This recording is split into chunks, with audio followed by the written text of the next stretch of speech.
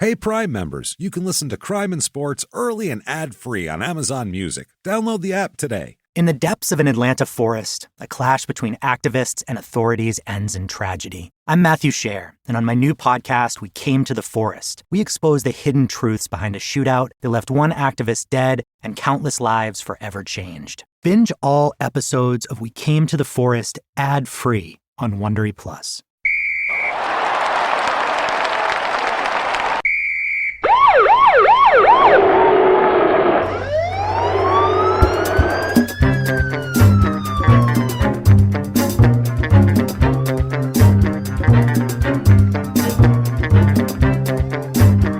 Hello and welcome to Crime and Sports. Yay!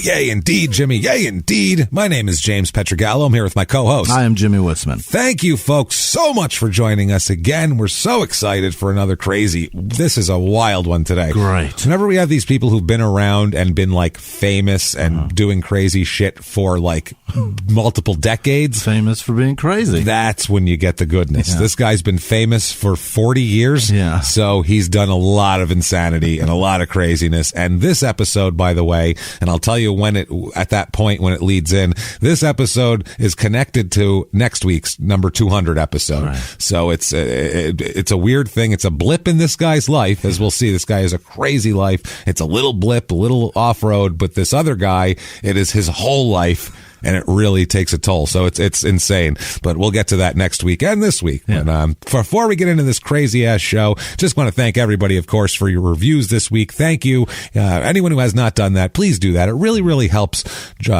people find the show. Right. If you give 5 stars and you say something, I don't know why, but it helps the algorithm, and it makes you go up the charts in addition to your listens and everything, and then more people find the show. It's like you telling a friend. Yeah, that's the thing, too. And we want to spread the show more. The Crime and Sports movement. We want it to move. We want to get more people involved in this. But we've honestly, I'll tell you a little bit about the business. You'll hear you'll hear promos for other podcasts on, we'll read a thing. Those are really expensive. Right. They're insanely expensive to do promos with other podcasts and all that. So we don't do that. We don't pay for advertisement because it's just too expensive. Right. In Crime and Sports, honestly, you don't hear a lot of ads on this show for a reason. So, so if you could tell a friend about Crime and Sports, make it your duty this week to spread the Crime and Sports movement and, for number 200, because it's for worth those of you that don't have friends, review it. Review and it. It's There like you telling go. a friend. There you go. Thank you for everything you guys do for us and have done for us for the last 199 episodes. We really do appreciate it. James and I don't have friends. We'd have to be reviewing all kinds of shit. Oh my God, it'd be a mess. Be a mess. Also, head over to shutupandgivememurder.com for everything Crime and Sports and small town murder related. Listen to Small Town Murder if you have not. Right. The last few weeks have been wild. You can just pick one out of a hat and listen to it. And God, they're insane. The stories are nuts. They're getting crazier and crazier. So listen there. Get all of your Crime and Sports merchandise. Get your tickets to live shows there. Of course, by the way, anyone listening going to San Francisco, Small Town Murder this weekend, we are having shows this weekend. It's definitely happening. Viruses be damned. It's happening. So we're going to be there. And so show up. Yeah. How's that? If you got your tickets, show up. Not if you're sick, though. Then stay home. If you feel gross, don't come be gross. Don't come be gross. Just be gross at home. Or wear like a hazmat suit. You're I don't allowed. know what the hell you're doing. Get a bubble. I don't care. They've got to sell them. Yeah, I mean, I'm not, whatever. Just, we'll be there. Don't worry about it. So thanks for that. If you want to be a hero to the show, a producer, as a matter of fact, people that we rave about at the end of the show, you can do that very easily by going to patreon.com/crimeandsports or head over to PayPal, actually, and use our email address, crimeinsports@gmail.com. Right. You can do that. And man, you guys are so appreciated, everybody that does that. Yeah. Really, really you are. And we're working on some more Crime and Sports bonus stuff, too, to go along with the Patreon. Trying to think of something different to do rather than just a shorter version of our regular episodes. A lot of different angles. Yeah, so we're trying to do something. We're open to options. We're putting a lot of thought into it, basically. So we don't want to just throw out, well, yeah, here's 40 minutes of an episode. There you go. Yeah, there. We threw that to the Patreon people. So we're doing our best here. So do that, listen, and give us money and stuff. So thank you for doing that. Thank you so much honestly, for all your support, whether it be listening, donating, telling friends. You guys are fucking heroes. Thank you. With that said, let's get to it because it's a wild one and it's a stack. Cool. This is a crazy ass episode. We have a few episodes, not few, but a few here and there where it's just like, oh boy, this one's an epic. And this is one of those epics, man. It's let's do it. Let's get into it with Mark Gastineau. Yes. You know Mark Gastineau, Jimmy? Yes. Yeah. Mark Gastineau, the old Jets player, mullet coming at it. Not really a mullet. Like pretty big dude. Flowing. Oh, huge dude. Yeah. Flowing. Basically, he's J.J. Watt before J.J. Watt. Is that? Okay. Same position? Same position. Yeah. Same position. Defensive end. Wildly white guy defensive end that wildly celebrates sex. That's the kind of it's the model basically for J.J. Watt. Except everyone hated Mark Gastineau when he did it, whereas J.J. Watt they were like he's just a good old boy dancing. When Gastineau did it, they were like, nah, look at him, thinks he's fancy. Yeah. This is a totally different reaction. There's no hurricanes in New York. It's very strange. This is pre-hurricane. They like J.J. Watt for that. Like, he got a nice flat top and he's dancing. I like it. That Gastineau, I don't know. He's got a lot of vowels at the end of his name. He's dancing around. He's from New York City. I don't like that. He ain't from there, but he's there now. So I'm not sure where he's from. Good enough there. I know where he's from. We'll talk about it, damn it. His full name, Marcus Del Gastineau. Del, like curry. Yeah.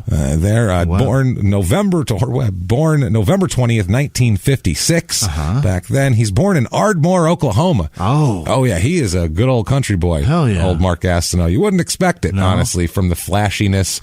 He's known for, like, as we'll find out later, he's known for Rolls Royces and mink coats and dating, movie stars and hanging out at Studio 54 and shit like that. He's a wild cowboy. Yeah, he's a wild cowboy, and he said when he came to New York, he was like just blown away by the whole thing and just like, yes, give me all of this. Like, holy shit, I didn't know that existed. Life of excess? This is great. Oh boy.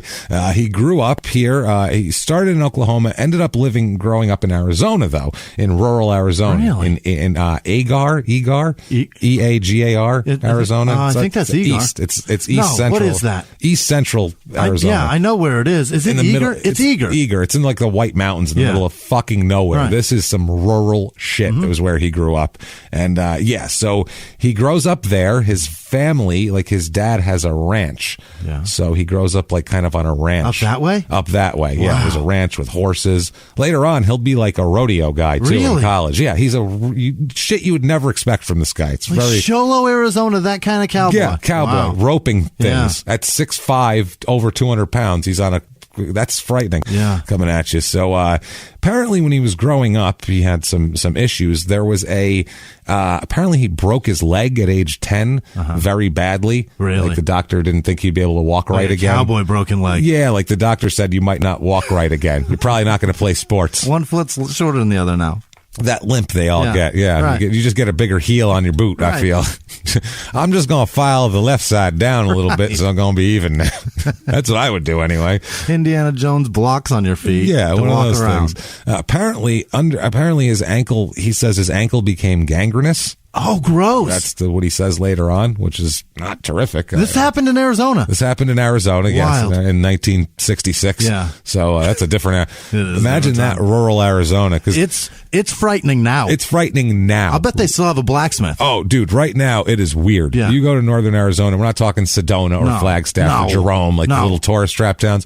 Go off the highway through the woods and you're like, what? Why are people living here? What's going on? Find a route that starts with SR. Oh boy, a state route in that area of the state is horrifying. Yeah, Kentucky, you ain't got nothing on us. It is strange up there. It is some weird shit that is not developed, and hasn't been. I mean, it's only been a while. It never will too, because it's on reservation, so it's not going to be developed. And it's only been discovered for a little bit. Yeah, but people seem to take that as we can move there and be weird, and that's what fucking people do. They do it. It's so strange. Like Phoenix in 1966 was nothing. Like you look at just look at a thing. The population was nothing. It was a blip in the desert. It's only been a city for like 50 years. Yeah, it was a blip in the desert. So northern Arizona was really bleak. I mean, there was nothing there. So yeah, it became gangrenous, he said. He said, quote, I had a hole all the way through it. Gross. I don't know how that works. I thought you broke your leg. That's what he said. Why you got a hole in your foot? He's got a hole in his ankle. When they opened up the cast and the blood and pus and everything ran out of it, the doctor said right there, he'll never walk again, and if he does, he'll have a bad limp. Oh, my God. That's what he says. Is he talking about the doctor? From witnessing this, I'll never walk again. I'm going to have a bad limp. Just from what I've seen. Made my butthole tear, and I'm going to limp from now on. I puckered it so hard, it popped. That scared me. That was popped gross. It inward. It's going to be bad. Got an inverted butthole. Oh, man, your butthole's an innie. That's not right. That ain't right. It's supposed to be a flushy. You don't want an innie or an outie. It's a delicate flora going on down there, is what I'm saying. It's very concave. So his mother here, his mother Lou, told him. His dad Betty. His dad Betty and his mother Lou. His dad's Martha, obviously, as we know from every older lady. Every woman any woman who had a kid in the 50s, her name was Martha. Period. There's just no other explanation to it. He said that she told him, quote, "Mark, you're going to be okay. The church is praying for you. If you put your faith in the Lord, it will be okay." His mom was a devout Baptist here. Right. And he said, "I believe that it was going to be okay. I didn't have any doubts. It was childhood faith. The Lord restored my legs." Is that what he said? He became one of the fastest linemen in the NFL. Is that what he said? That's what he said. His words. By the way, that's foreshadowing. He said that at the end. Really? Oh, he said that way later. So we'll tell you, that tells you the road he ended up taking right there. So you're headed for like steroids, crazy, domestic violence, crazy, drugs, crazy, Jesus, brain damage. Steroids and brain damage here, boy. High school, he goes to Round Valley High, which is in Eagar, I think it's Eagar. I don't know. I'm pretty sure that's spelled Eagar. wrong. I don't know why I can't fucking place. I'm pretty sure it's Eagar. Because there's Heber Overguard up their area. It's like there's like 1,000 people there now. So it's like what was there, like 12 people there? There's probably more cattle than people there up there before. There's more gangrene viruses. It's a virus? It's a bacteria, right? I think so. I don't know. It's just floating around. They're just giving it over. Handshakes. There's more of that than people. Wash your hands and go and get the gangrene. Can you imagine? If you don't wash your hands, you're going to get the gangrene, boy. Get in the bathroom. That is a different time. That's a different time. So they used to just have shit on their hands and they'd eat food. They didn't care. Just fucking, have this sandwich. Some shit on the bread.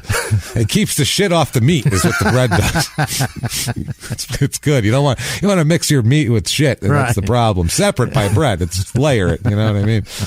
Keeps the flies on your hands, not on your food. That's the thing. You put another layer of bread on it, now you got triple decker. It's like a club. It's a bacon turkey shit club. Gross. Jesus. So he ends up in high school. He's a big star in a little area. Yeah. And I looked up some of the stuff. Like he was like switching. He would switch to a fullback. He was going from he was playing tackle, and then he was playing would switch to fullback. Just never leave the field.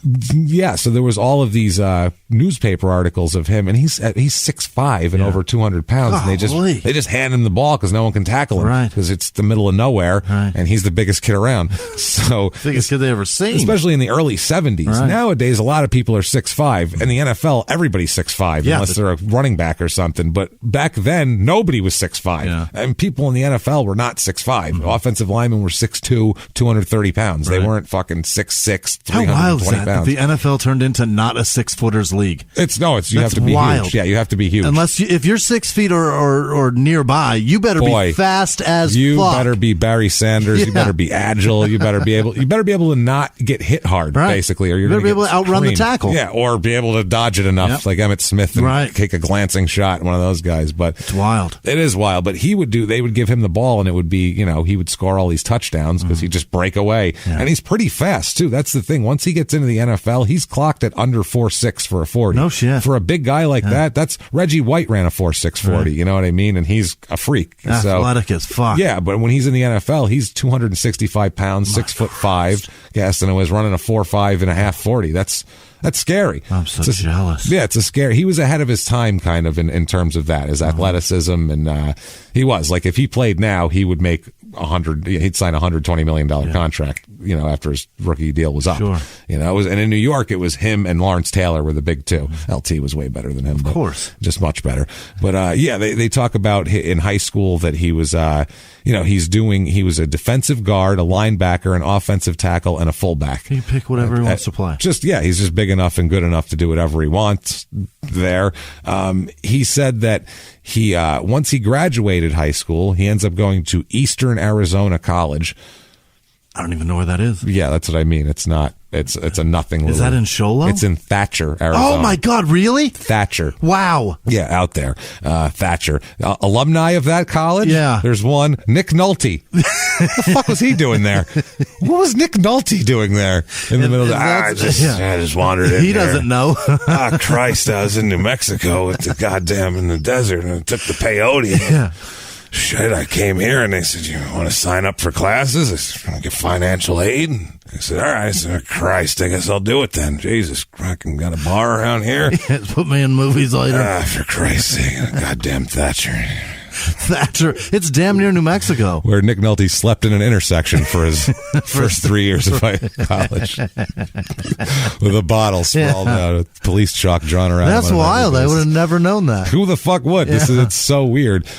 He in Thatcher there, though, he earned like was NAIA or the lower level college All-America honors in his first season there. He earned the best player ever. He's just wow, look at him. He doesn't even have a limp. It's like he wasn't gangrenous as a child like all the other players here. He's also, by the way, in high school, he was a basketball player and also ran track as well. So he was just doing everything. Multi-talented. In basketball, too, there's all sorts of articles of him draining shots and scoring 25 and everything. He's pretty nasty. He said, though, that he realized once he got out of high school that with proper training, he could possibly be a pro someday. And he said, quote, when I looked around me and saw that I was bigger, but the little guys were getting all the trophies, I said, hey, I must not be doing the job. I mean, it's not the trophies, but that's the way I want to make my living, pro football. That's what he said when he was in college. So he was, very much into it. The Eager back then had 1,200 people there. And so they were worried about him in college because he only played against shitty competition, obviously, here. But he says he wants to play pro ball. He said, quote, for sure, I really want to play pro ball. I think pro players are something special. Everybody can't do that. This year is the only year I've ever gotten serious about football. I really want to go on and play. Just now? This is, when he gets into college. Oh, okay. Yeah, all before that, he was just going off. Playing. Athleticism. Just sticking around. Yeah. Just fucking off. That's all. He says that his dad was a motivating influence in his football career. His dad was a big part of it. He said, quote, when my dad was a kid, well, you know what? We'll do it later here. When my dad was a kid, he never had a chance to play football. And he tells me I've got the ability to do it, so why not put it to work? He gives me a lot of confidence. My dad went to every one of my games in high school. He was in Mexico City, but he still came to our game against Western and Yuma this year. We're real close. Really? Yeah. So, I feel like his dad said a lot of, boy, there's pussy in this sport. Yeah, boy, listen, I mean? it's your way off the ranch. Yeah. You take a look at your mom. Yeah. You want something better? What are you looking at here? Hold on. Martha, get out here. It's Lou. Yeah, tighten up your dress for a minute. I want to show him something. Let me show you your mother, Lou. Yeah, Lou. Want to marry a staunch Baptist named Lou, do you, Mark? No? I suggest you get out there and hit the weight room, pal. Right. That's what I'm talking about. Hot. Yeah. Fucking chop. Cheech, let's do it. Get out there. What do you think you're doing? I guarantee he said that. You know he did. He said, they ask him if he thinks about the game all week, and he says, if I think about the game constantly all week, I'll get sicker than a dog. So I try to keep my mind off it until we drive up to the field and we're getting our pads on. And then I'm going to do it in their own words. This is like young corny Gastineau, and is so not representative of who he is later on, and it's hilarious. So let's do it in their own words. Quote, you have to go out there and get mean for dang sure. I just whack guys upside the head and get after it. When you make a sack of the QB for a loss or tackle a guy in the open, it does something way down deep inside of you. Who do you think he is? I don't Philip know. Rivers? What the I whack guys. I hit him dang hard. Whack him upside the head. He thinks he's Deacon Jones there. When you slap a man or woman. It's the greatest, craziest clip ever. I can't believe that's on ESPN. They were like, yeah, don't edit that when you slap a guy. Just leave that in. When you slap, because he puts it on the end. It's so easy. We've talked about it before. Yeah. When you slap a guy upside the head, or woman, he even gives a pause.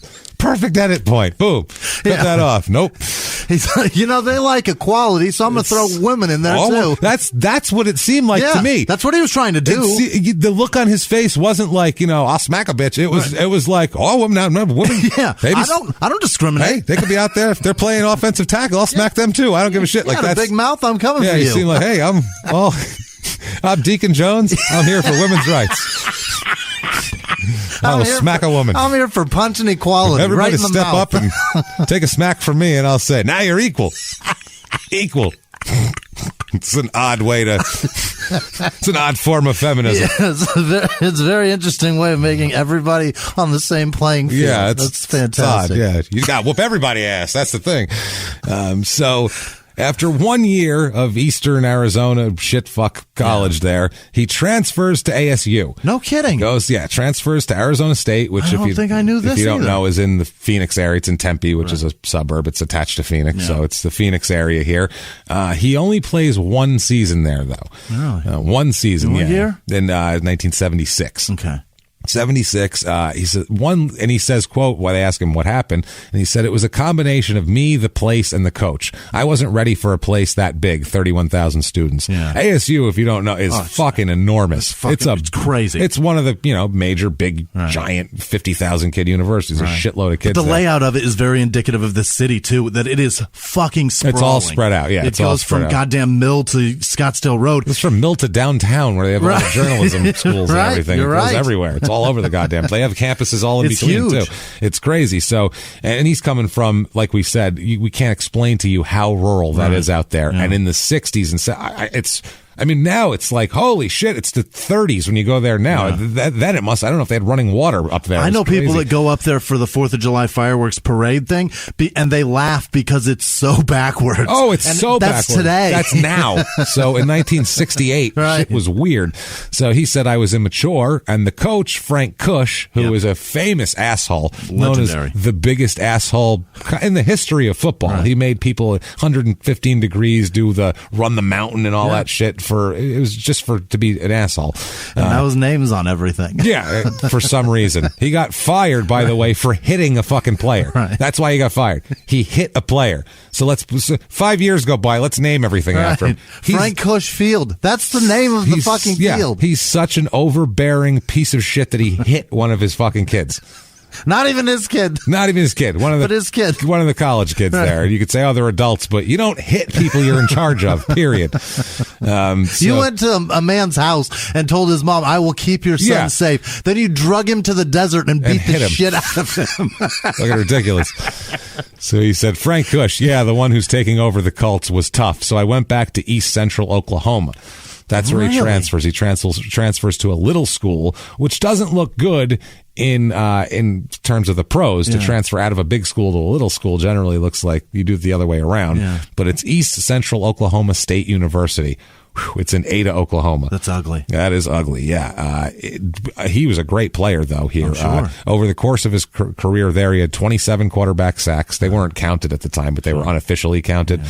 And he earned outstanding defensive lineman honors in the 1979 Senior Bowl. Wow. So that's everybody in the country. That's the people playing that. That was like more of the combine than what the combine is now back then. Like they looked at the Senior Bowl. Sure. The NFL teams would send their coaches to coach the Senior Bowl teams, and they would, so they'd see the guys all week in practice. Brilliant. That's how they would scout guys. Do they still do that? Because they fucking should. But now they have the combine, so now it's like, which is stupid because you want to see how they practice and play in games. Right. Who cares if they have a 43-inch vertical jump? What the fuck? That's all practice too. I want to see the ladder. See them in a goddamn game. Against somebody that's the best in their position. But in practice, that's what I mean. You can put a defensive lineman that's from a small school that hasn't played against big time people. You can go, well, here's a 6'5", 300-pound best offensive tackle in the game. Let's see what you do with this guy. Yeah. And in practice, you can see that in one shot. If okay, he's up to that level, or he's not. You know what I mean? So that's the way they can tell. Even in the combine, it's just physical skills, so you can't tell how he plays. So and unencumbered, like there's nobody there. There's no pads. There's no, it's a different thing. And nobody against you, seeing how not high they can force you to jump. And how fast you run in pads is also a thing. Pads are heavy, and when they get soaked in sweat, they're heavy, and it makes a difference. I always say Jerry Rice,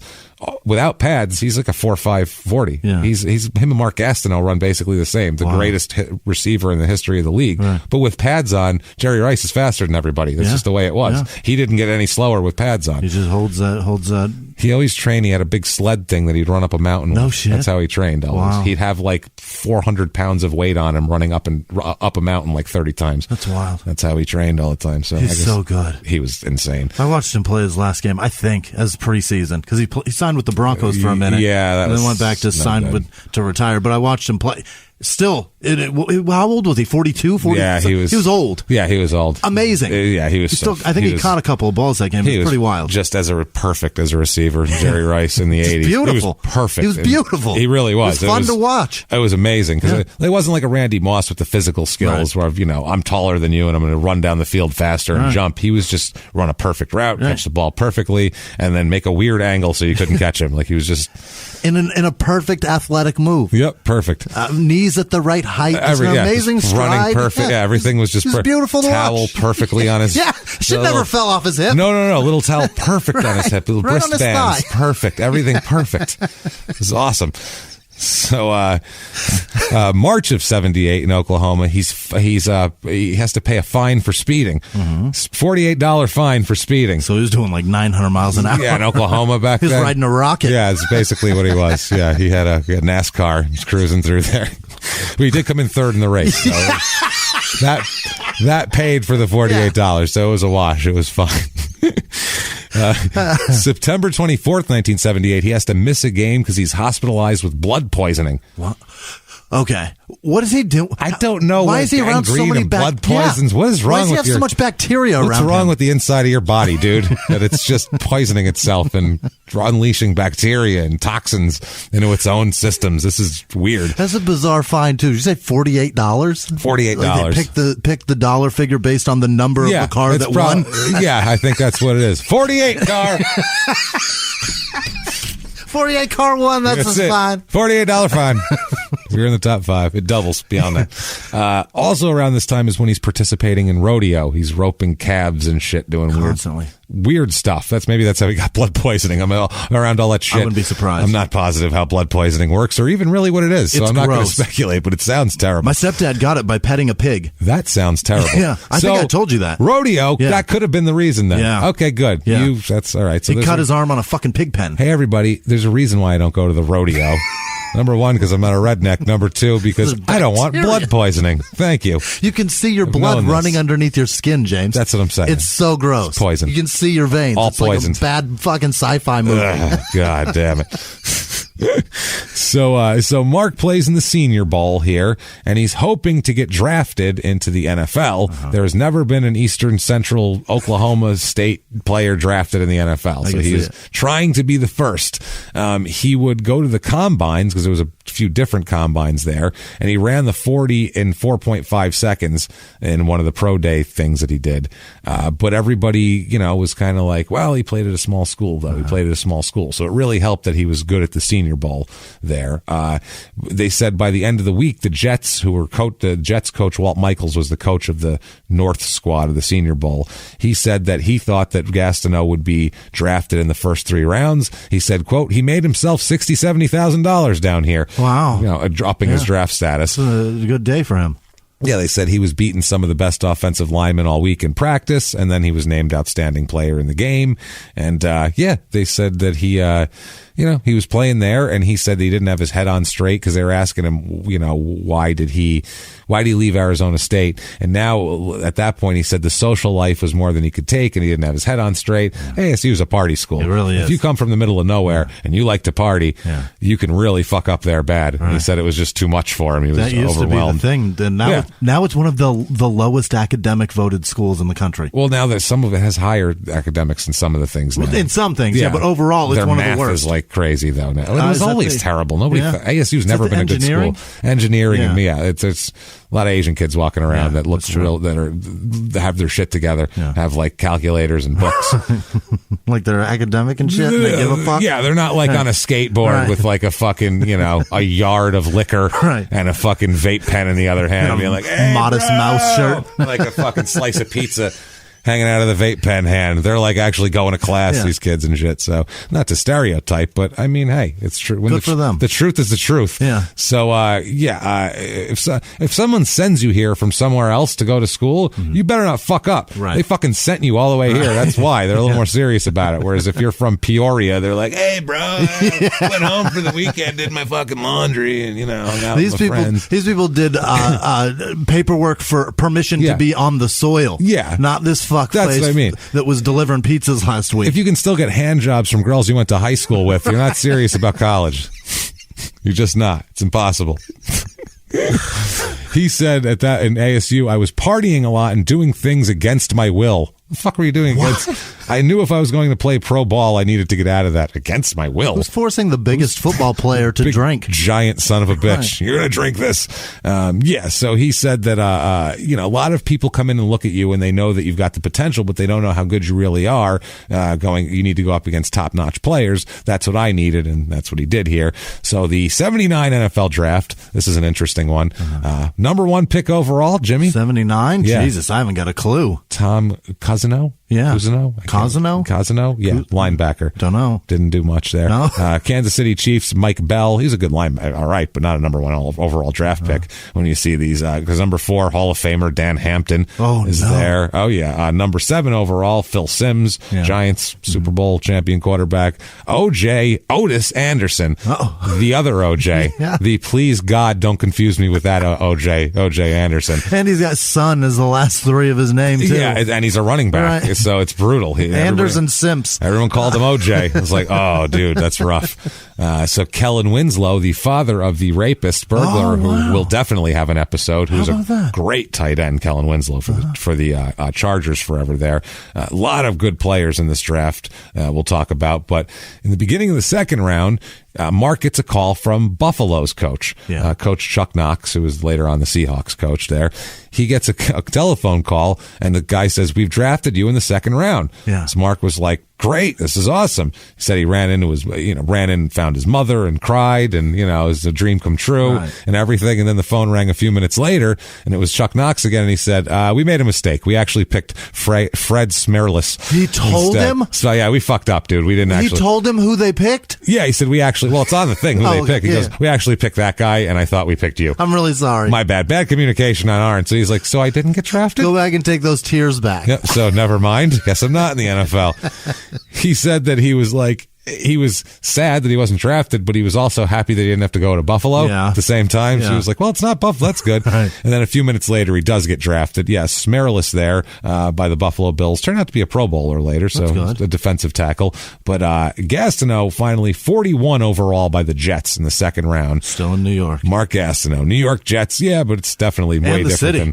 different than Buffalo, Bob Golick was in the second round. Third round, Joe Montana that year as well. Yeah, third rounder. Wow. So, 79, interesting draft year. I don't think I knew that. Did I know that? I may have known that. Third rounder out of Notre Dame. He was small. I knew that, but I didn't know. He's a fragile motherfucker, Joe Montana, so people were a little leery. That was the rub. And he was fragile. I mean, you hit him, he was down. He was going to be out for, I don't know, a season. Any good shot he ever took, he was out for a season. He took like 3 good shots in his whole career, out for a season the whole time.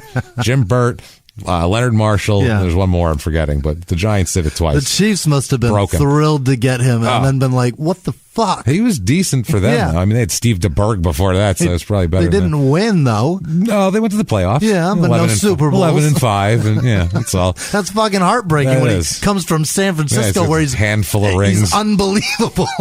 All sorts of rings. Ouch. So 79 on the Jets. This is a shit team on the Jets. We'll buzz through the sports stuff quick here. Jets are 8-8 that year. Just mediocre Jets team. It was typical. They played, by the way, still in Shea Stadium back then. No kidding. Till 84, they're going to play in Shea Stadium. Is it the Mets Stadium? That's where the Mets played until a few years ago when they built Citi Field. But yeah, that's the Shea, whereas not Giants. Then they moved into Giant Stadium with the Giants there. This year, he plays in all the games, 16, but he only starts one game and just doesn't really play that much. He's a rookie. They kind of keep him off to the side. 1980, though, the Jets are 4-12. Nothing to lose. Just a shit fucking squad. And Gastineau starts coming into his own. They start talking to him. He starts getting kind of sort of a personality going. And this is before they officially counted sacks. But he still had 11 this year that they didn't, that were unofficial. They didn't count stats. Sacks weren't an official stat till 82. That's wild. Yeah, it's wild. Wouldn't you see like the very first play that happens and be like, we should definitely count those. Yeah, holy shit, that was awesome. Amazing. Yeah. So how did he get there? They have unofficial numbers. Like they think Deacon Jones had like 45 one year, which is crazy because he was a fucking beast, man. Holy shit. So he says, quote, I don't eat glass or anything. I'm not a quarterback hater. It's pretty exciting. I think one of the reasons I'm doing better this year is that the whole line is doing better. There are 3 people giving pressure at other positions that helps me out. He says, another thing is that I've seen the people I'm playing against once before. It's tough to know how they play the first time, and it's a lot easier the second time. Morris Towns, for example, gave me trouble last year. I didn't get to Dan Pastorini once. This year was different. Sacking Stabler had to be one of the more exciting things this year. The toughest thing last year, my rookie year, was learning a whole new game. So he was happy to sack former Raiders as he was playing for the Oilers, I think, at that point. He says, I went to a small school and I found the level of competition in the NFL was incredible. People expected a lot of me and Marty Lyons, but it takes time. I know a lot of guys that got drafted in the second round came in and made all pro. I'm not saying I'm all pro or anything, but it took me 2 years to get halfway decent. So that's what he's saying here. 81, the Jets are 10-5-1 and go to the playoffs. No kidding. Holy shit, the turned playoffs. It around. Yeah. By the way, I love this era Jets uniform. The green helmet. Okay. The green helmet with the Jets. No metallic shit. No metallic shit. Straight green jerseys. That's the cool fucking white Jets stripes. with the white face mask on the helmet. Those are cool as fuck. I hate their new old-timey uniforms. I just don't like them. I don't like the 60s. Is that Jets the color uniforms. rush thing, or like you just talking about the regular? Just the regular logo? white helmets. Yeah. Cold weather team should have a white helmet. It just doesn't. It's the Colts do it too. But I don't know. It fit for That's Baltimore. Indoors, so it doesn't matter. Yeah, it doesn't matter. Yeah. For some reason, it fit. That's a really old timey one. But I just get a Northeast team. It's just ridiculous. I'm sorry. Fucking white helmet. So, this year, 81, he really comes into his own. He's ripping it up. He has a couple of fumble recoveries, makes the Pro Bowl this year. Mm-hmm. So, damn, not bad. So he says, when I'm out on the field and I make a quarterback sack, it's an emotional high. Now, this is when he starts dancing. He would sack the quarterback and then do like a, high step and he's river dancing or something. I don't know. But back then it was a big deal. The gangrene out. That's what do you have to do? That's what the doctor told him. Yeah. You got to dance it out of your ankles. Shake it out of those feet. But back then, this was considered hot dogging, and you're an asshole, and rubbing it in. Yeah, and now people love it. So it's different. He says, I can't explain it here on the phone. I get tired even talking about it. It's a feeling I can't explain, being in the position we're in. I'd like to let everybody feel the way I feel right now. He says, I'm not as wild as everybody thinks I am, but I've always been able to get excited, and I don't think there's anything like a quarterback sack. Yeah. So he's jacked for sacks, basically, here. Also, you don't like it, don't let him do it. That's the other thing. Don't let him block get a sack. How about block him? That's the other thing. Good mustache on Gastineau back then, too. Yeah. Solid mustache. A lot of guys there did. Oh, but yeah, that was a huge one. Fuck. 82 seasons, a strike-shortened season. 6-3 the Jets are. Doesn't matter. They do, just a typical Jets in a strike-shortened season, they do this. They win a wild card game 44-17 against the Bengals. Then they play the Raiders, who were 82 Raiders. That was still, they were going to win the Super Bowl the next year, I think. They beat the Raiders that game, 17-14, go all the way to the conference championship game and play the Dolphins, who beat them 14-0. And that was the unstoppable Dolphins. No. That was 82 Dolphins. That's pre-Marino. This was right. Marino didn't win a Super Bowl. That was 74. That was, you're talking 74. Yeah. You're talking 72 undefeated. You're Dolphins. Right. Yeah, 72. Yeah, undefeated. There it is. Yeah, that's a different. And this is 80. This what? is 82. Okay. This is 82. So who's here then? Who, on the Dolphins? Yeah. This is pre-Marino. Okay. So this is I don't know anybody that plays Don Shula's the coach. Okay. That's all you need to know, I think. Now, he ends up conflicting stories of when they get married, but in 79 he meets Lisa, who will be his wife, and she'll later have a reality show using his name too. And November 11th, 1982, they have a daughter named Brittany. There she is. Who's the girl in the reality show there. So it's that's when that gets started. So this year, 82, he had 6 sacks, and that was, it was strikes. There's only 9 games, so what do you want? But he's in the Pro Bowl, first team All-Pro this year, and the NFL Defensive Player of the Year. No kidding. Yeah, I mean, for 9 games or not, that's a big deal. That's a big goddamn deal. Yeah, he's very proud of it. He's liking his fame and things like that. He says that he says that, this is funny, around this time there's an interview, and he says about his father, quote, "I've got a brother who's 7 years old by the same mother, so as he was right now? Right now, when he's 23. He's got a 7-year-old brother. Yeah. He said, "One reason my father keeps so young is that he's got a whole new family. He has a daughter who's 15 and another who's 28. He spread his family out, and that keeps him thinking young. That's one of the things that bothers me about moving to New York, not being able to be with him. One of these days, I'm hoping I'm financially secure enough to see him anytime I want." Does that mean him and Lou broke up, or he's like now cranking new babies out of Lou? Yeah, I think he's cranking. No, 7 years old by the same mother. So, he's cranking new babies out of Lou. Yeah, wow. Lou is she's in for the long haul. Poor lady. She's gonna have kids for decades. Yeah, just decades. Holy shit. Jesus Christ. Poor Lou. She's got a son that's almost 30. No, he's 20. He's 27 right now. Yeah, almost 30. Yeah, almost 30. 27. Yeah. That's crazy. 26 at the time he did the interview. That's but absurd. Still, 26 and a 7-year-old. And a 15-year-old and a 28-year-old. Yeah. That's a lot of kids. Like a lot of spread. Right. It's a lot of gap everything. Between.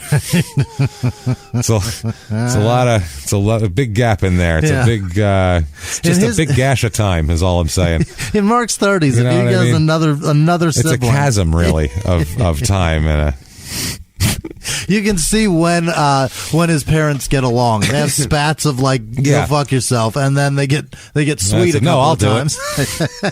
I'll do it for you. Hold on. This time I'll got you covered here. So 1983. Now, 1983 draft, the Jets drafted famously Ken O'Brien rather than Dan Marino, which, as you know, the histories of the two franchises in the 80s, not the wisest move. Didn't work out as well. But Ken O'Brien was actually a decent quarterback. Yeah. He's not Dan Marino, so he couldn't win, basically. If he went to the Dolphins, they would have said, hey, he had a good career down there. But unfortunately, yeah, it could have been there. So Todd Blackledge suffered the same thing with the Chiefs. Not good.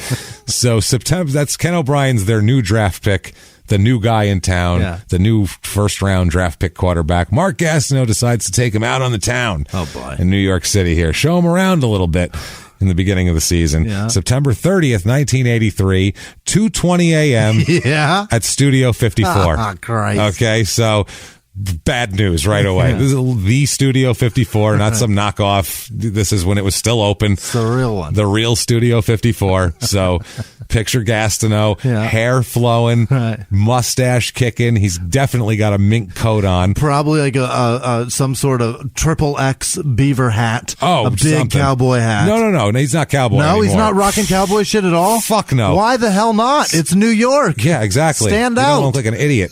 He's 6'5", That's a good point. muscular, with flowing hair. And a mustache. He's doing great. He doesn't need a cowboy hat. They'd be like, why are you dressed like that, idiot? He'd be 6'9" with a cowboy hat. That's true. So he's in the bar hanging out, and this is what the owner of the club, Mark Fleischman, I think, who ended up going to jail later, he said that a melee began about 2:20 a.m. when a bartender named Scott Baird, who is 175 pounds, beat Gastineau in an arm wrestling match. What? Okay, he turned his hat around. He said, I'm going to rip your shitting arm off. And he 100% over-the-topped his ass. You have to know some over-the-top shit to beat a guy who's way bigger than you like that and stronger than you, too. Not only just bigger. Or he's just drunk as fuck in the club. One of the two. But apparently, this pissed Gastineau off, and Gastineau said he wanted another match. But I'll rip your shitting arm up. He's banging his fucking elbow on the table. Maybe the writer, whoever wrote Over the Top, was in Studio 54 that night, and he's like, oh my goodness, I have to go. This is riveting. I'm going home. I'm inspired. Taking off the notebook, ripping through it on the way out. They're like, I don't know, he's taking off. He said he's inspired. I don't know what's up with this. But Gastineau's banging his elbow on the bar, going, let's go, pal, rip your shitting arm off. And the bartender said that he realized that Gastineau was really mad and huge and a customer and just didn't want to deal with it anymore. So he said, no, I don't want to do it. I'm busy and shit like that. Just lose to. Yes. That'll diffuse the situation. You got me that time. Me. No, but he was I got lemon drops to make. He basically didn't know how Gastineau was going to treat him on this round. So he was like, I don't want to get where this guy's holding my arm, if he's pissed off and drunk and whatever.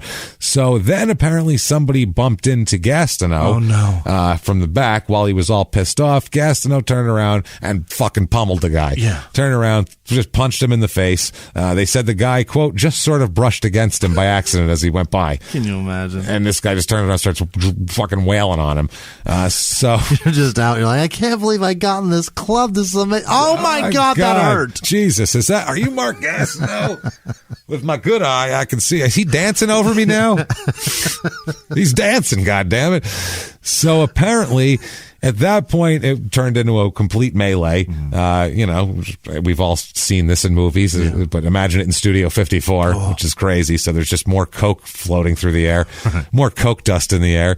And apparently the owner, Fleischman, said at one point he was thrown through the air and landed on his hip and elbow. Wow. So there's there's tables and chairs and bottles flying around and shit, and men being tossed through the air. They said that Gastineau was in a bad mood all night because the Jets were planning to move to New Jersey.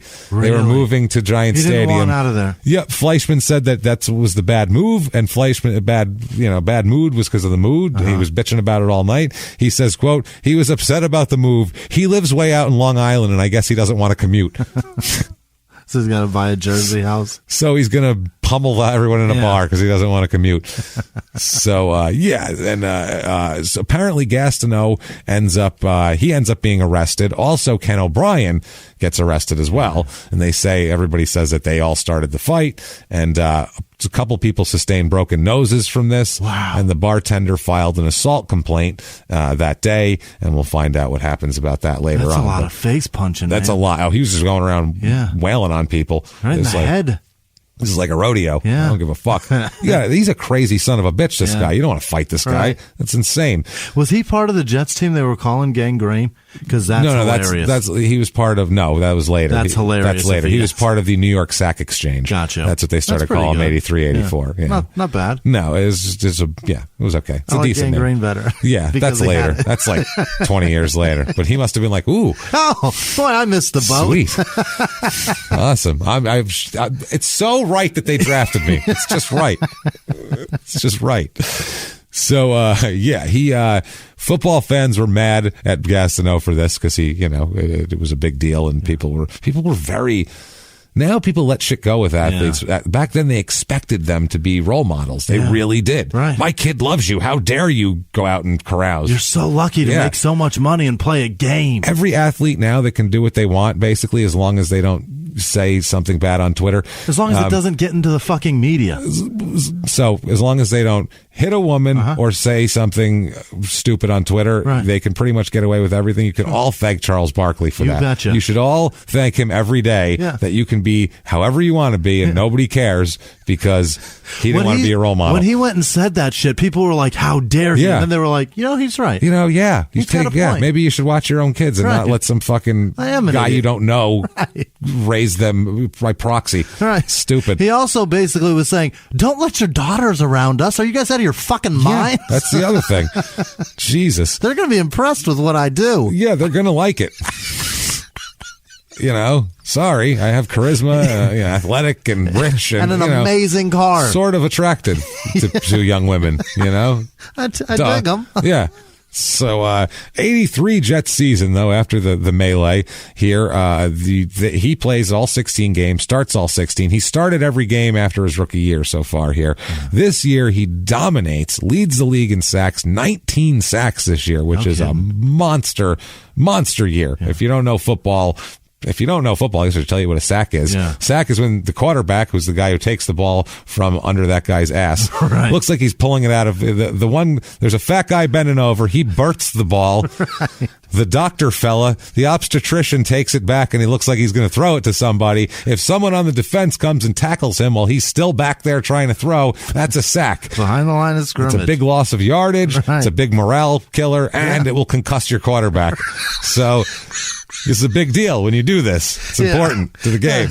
It scrambles his eggs behind the line of scrimmage, making the next play so much bigger, and this guy's fucked up. And he's oh shit, now it's 3rd and 18, and I don't know where, I don't remember the street I grew up on. This is weird. It's 3rd and I can't count to 18 anymore. Fuck. It's 3rd and how many's that? 81? I don't know. I think I'm dyslexic now. He hit me dyslexic, coach. I don't know what happened. I can't read plays anymore. The yolk's in the white. I'm fucked. It's all fucked up. That's what that red spot is. So that's an important thing. 19 sacks. He makes the Pro Bowl and he's first team All-Pro in the league as well. So now he's on his way. Now he's a star now. This is when it's the New York Sack Exchange. Right. And, in New York, he's a giant star. Right. I mean, kids have posters on the wall. He's a big fucking deal. Right. Now, September 7th, 1984 is court for Studio 54 melee. Oh, this was probably one of the longest misdemeanor trials in the history of New York State. It was a 3-week trial for a misdemeanor assault charge in a nightclub. That's how, if you have some money and some lawyers, you can really tie some shit drag it out. You can really drag it out. Run that red tape over everything. Oh, my God. Problem is, he keeps showing up late for the court, which you're really not allowed to do at all.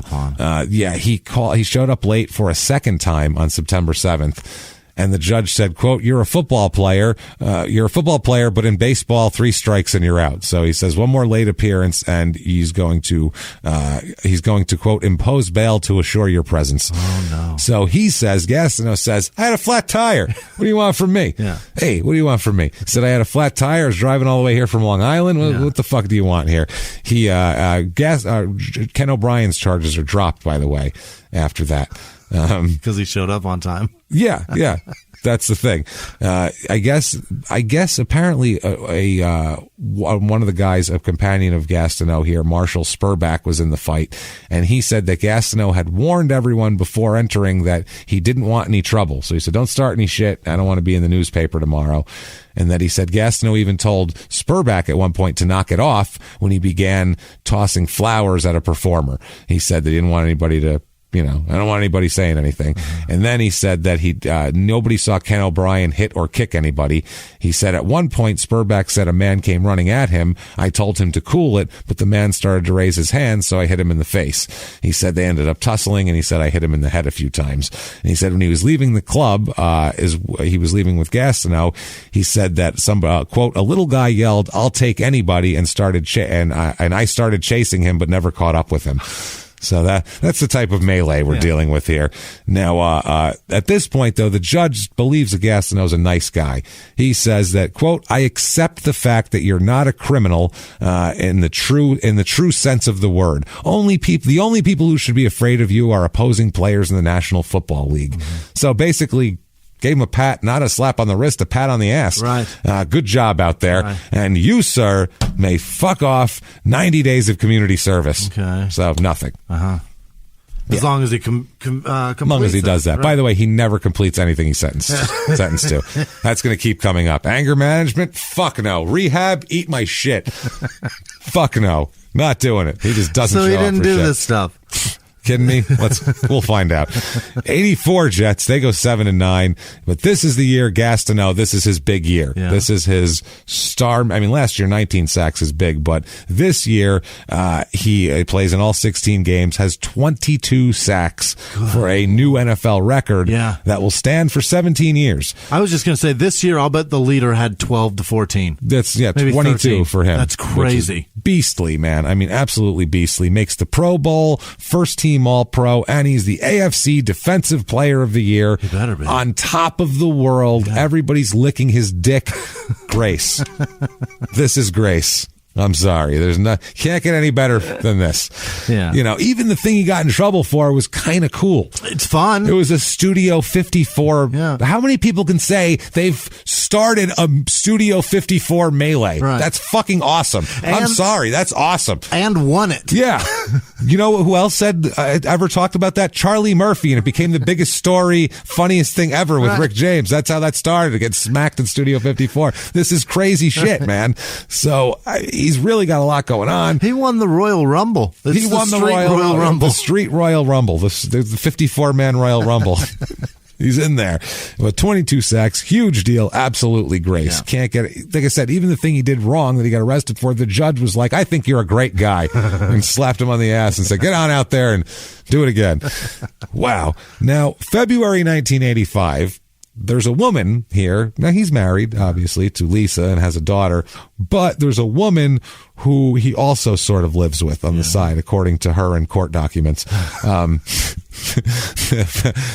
it true. February 1985, she says they moved in together and says they're together for about 3 years. They met in 84. Her name is Jody Dominici. She is a Phoenix model. She's a model in Phoenix. He meets her in a bar in Phoenix. Okay. Would you like to see a picture of them together? Love to. Look at that. Hold on, I need glasses. Look for this at shit. that. Look at his hair. Wow, it looks like looks like a cover of a Kenny Rogers album. It looks that like is the cover of an action movie. Yeah, like he just killed 150 Russians, and he's protecting her honor. She looks like a '90s pop star. Protect her feathered hair at all costs. No, yeah, she's pretty. An '80s pop star. She's like 19 amazing at the time too. Yeah, but I mean, look at him. Jesus, and he looks great. He looks good. Shirt open. Look at that gold chain on his glistening chest. His hair sitting on his shoulders. His stash. That's hilarious. He's very Burt Reynolds minus the chest coif. Yeah, he's a huge Burt Reynolds. Yeah. No, he's a physical specimen here. Both of them. But yeah, they're together at this point. That'll come up big later. Watch out for that one. Oh, she's his Rossi. Yeah, she's Janice Rossi, and Lisa's going to come to the door in 2R. He's going to come. You're nothing but a whore. Rossi, Janice Rossi in 2R. 2R, superintendent. You have a goddamn man. You have a whore living in your building. 2R, Rossi, Janice Rossi. Get your own goddamn man. I love Goodfellas. It's the best. So amazing. 85 Jets, 11-5 they are. They go to the playoffs, but they play New England, who would go on to get trounced by the Bears in the Super Bowl that year. Okay. They lose 26-14 in the playoffs, but still good year for Mark here. Starts 12 of 16 games. He had some injury issues, but he has 13.5 sacks, which is a great year. That's not bad at all. And anything over 10 is good. Yeah. Real good. That's Pro Bowl stats today. Makes the Pro Bowl. Yeah, they made the Pro Bowl. Yeah. Oh, that's dominant today. Yeah. Today, guys don't do that as much. They really try to protect those quarterbacks. Right. It's a lot more emphasis on that now. You don't want them to get hit. No.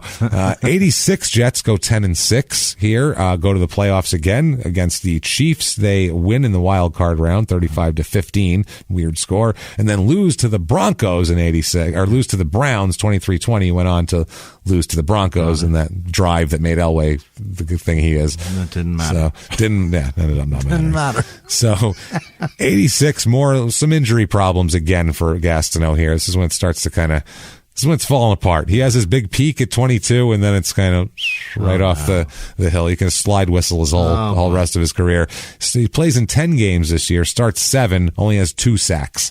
So what happened? A little different. Well, what happened in 87 was 86 and 87. So that's the end of 86. He's injured a lot. So 87, he comes in 30 pounds lighter. Oh. Now, muscle-bound guys like that, when they come in 30 pounds lighter, that means they stop doing steroids, is what that means. And back then, there's no secret. All these guys were doing steroids. Right. They were doing them to a fucking, as much as they could pump into their bodies. Right. So he ends up trimming down to 255 from 285 of muscle. He says, though, he did it on bicycling is how he did it, he said. Easy. Just took the 30 pounds right off. Lots of cardio.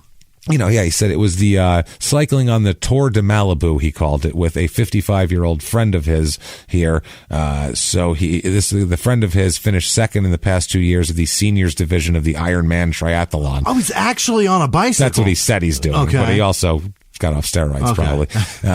As we'll talk about his stats, too, it sounds like he got off steroids. He said that it was a daily 50-mile bicycle ride up Decker Canyon in the hills of Malibu.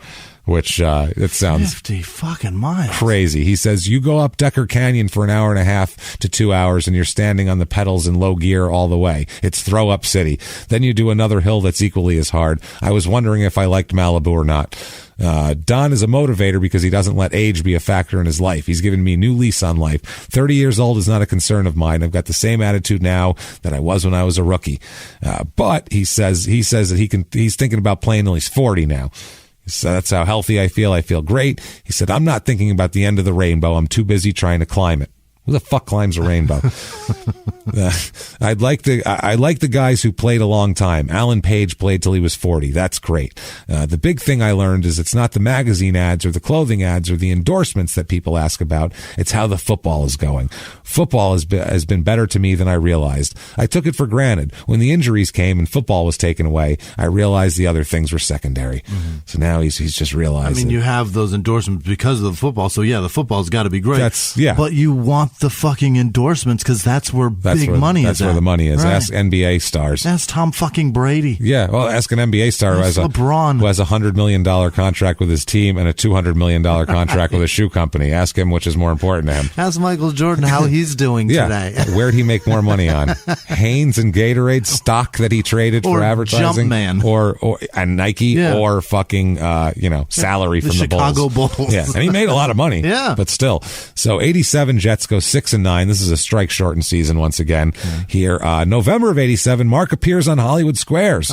What? Hollywood Squares. Really? Yeah. Shadow Stevens and Whoopi Goldberg? No, back then it was John Davidson was the host. He looked like a mannequin, John Davidson. That night on Hollywood Square, you want to hear who else was on the show? I do. Joan Rivers. No kidding. Fuck yeah, Joan Rivers. Awesome. Willard Scott. Hell yeah. It's fucking great. Spencer Christian. I don't know who the hell that is even. Jim J. Bullock. Yes. Who's a sitcom star, Too Close for Comfort. But he was also on a lot of game shows. Yeah, because he was a sitcom star from the early 80s. Yeah, he was a very kind of flamboyant guy. He was there, Paul Lynde, for the 80s, basically. Peter Allen. Who the fuck is Peter Allen? Comedian? Sounds familiar. I think he is. Regis. Oh, boy. Regis Philbin there. Mark Gastineau, Joan London, which is a weird Good Morning America lady. Dr. Ruth is on. Great. What a weird. Brilliant, by the way. Dr. Ruth and Joan Rivers on the same panel. Amazing. Is hilarious. Shadow Stevens is the announcer, and he's also a panelist this night for some reason. So, and Mark I think he used to be the center square Shadow. Was he the center? No. He was like top left. Yeah. The center square is for stars. That's for Joan Rivers. Yeah. Listen, sweetheart. Joan Rivers sits in the center square. Yeah. Can we talk? Listen, sweetheart. This is for me. This is for me. So 87, he plays in 7 games, and he has 4.5 sacks. Okay. So it's not going terrific. Between the 87 and 88 season, he apparently is not really seeing Lisa anymore, and he's also kind of not really seeing Jody anymore because he begins to see Brigitte Nielsen. Oh, good Lord. Brigitte Nielsen will end up having a kid with Brigitte Nielsen, and they go, "Oh, yeah, did? Oh, he has a son with Brigitte Nielsen." Oh, absolutely. He kept her in his life for this long. Oh, yeah, that kid's got to be enormous, first of all, and insane. 6'8" and crazy. Probably. I don't know. I can't don't want to put it on him, but what his therapist? How many times his therapist? It's a couple of interesting parents. Yeah. he's had some work done, let's say. Holy shit. So, yeah, he starts seeing Brigitte Nielsen, which becomes a big public thing. This is after her relationship with Stallone. Yeah. So she is extremely famous at this point in time. She's in a bunch of movies. If you don't know, I should probably tell people, because if you're very young, you don't know who the fuck Brigitte Nielsen is. If you're over, let's see, if you're between the ages of 25 and 32, you know her from The Surreal Life and Flavor of Love. Right? Yeah. You know her from all the aught era VH1 reality shows. She was in all of them. Stuff where you're going, why is this woman here? 2005 to 2007. She's the very drunk, super tall blonde lady. Right. Where you're like, why is she here? Oh my God, this is why she's here. Who looks 77 but is really 48 somehow. Right. And she's like, Flavor, get over here, ride on my back somewhere. I'm going to take you over here. And like, yeah, that's her.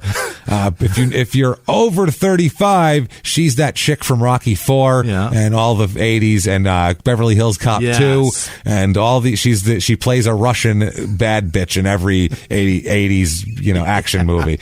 She's the Russian badass broad. She's not Russian at all. Yeah, no, she's Danish, as a matter of fact. So not even an accent. She has an accent, yeah. No, it's not Russian. Accent. No. She has an accent. Is that an accent? Fuck yeah. In really? Real life, yeah. It's an accent mixed with alcohol. It's a lot. Because that doesn't sound like an accent. She's got an accent. All right. 88. I don't believe it. I don't believe it for a minute. 88 Jets here. They're going to go 8-7-1, but that doesn't matter because Mark's only going to play in 7 games. He has 7 sacks in 7 games, which is pretty decent here. But on October 21st, 1988, Mark says he needs to retire right now. Right now, he finishes his career with 137 games played, 74 sacks. And officially, unofficially, he's got a lot more. He's got over 100, but still. October 21st, 1988, he says, I'm sorry, I'm retiring because Brigitte Nielsen, his soon-to-be his girlfriend at the time, just revealed that she says she has uterine cancer. Oh, no. Which... Calm down. Okay. Uterine cancer is terrible, but we'll talk about it. She came out in the New York Times and said, quote, I have cancer of the uterus. I'm trying to handle this in a positive way. We're going to decide how we deal with this. And Mark says about Brigitte, my relationship with Brigitte was the primary reason for my returning to football this year and for what success I have enjoyed. Her sudden illness, for which we are now seeking medical treatment, has caused me to put into perspective my career and the things that are most important in my life. I hope that everyone will understand why I made this decision and will wish us well. Turns out she does not have uterine cancer at all. She's fine. The what? She's fine. We never know if she made it up for publicity. Because maybe she was getting her heat was kind of wearing off because she was real big in 85, 86, 87. Yeah. If maybe her heat was wearing down or whatever. But he apparently didn't know that because he fucking retired. He ate it. He retired, cashed in. He was making $850,000 a year. Oh my God! Cashed that all in because she has cancer that she doesn't have, or if it was possibly, it could have been they thought she did, and it turns out that she didn't. Right. We don't know, but it went on for a while. So it's kind of weird. So that's all I'm saying. Now, troubles don't stop with the ladies here. November 5th, 1988, he sued for $480,000. By who? By Jody, by his model girlfriend there, who said that she said that he'd recently broken up with him because he called her to tell her that he is she said, where have you been? And he said, well, I've been spending my nights with Brigitte Nielsen. And by the way, a photo of me and Brigitte Nielsen's about to appear in Star magazine. So, you should know that. This is over. And so, I'm going to be hanging out with her now, basically. So they were not married. No. She can sue for $400,000? Well, let's get into why. Okay. She said just a total shock, she said, about the whole thing. She said that, she was in a bar. They met in a bar in Arizona. He approached her and all this sort of thing. They said, well, why?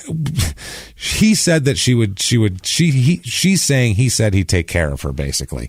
She's saying that, she left her modeling career and her college education to devote herself to Mark. That's what he wanted to do, basically. That was it. No, I don't. So that's a dumb move. It's a dumb move. They said, well, why wouldn't you just tell him I'll see you when you get to Arizona and all that sort of thing? She says, you just get your feelings. You get told you are the most important thing, that we're going to do it together, that I'm going to be with you and you're going to be there for me. I mean, every girl wants love. She sounds like she's ready to apply for 90 Day Fiance and import some guy who has no interest in her.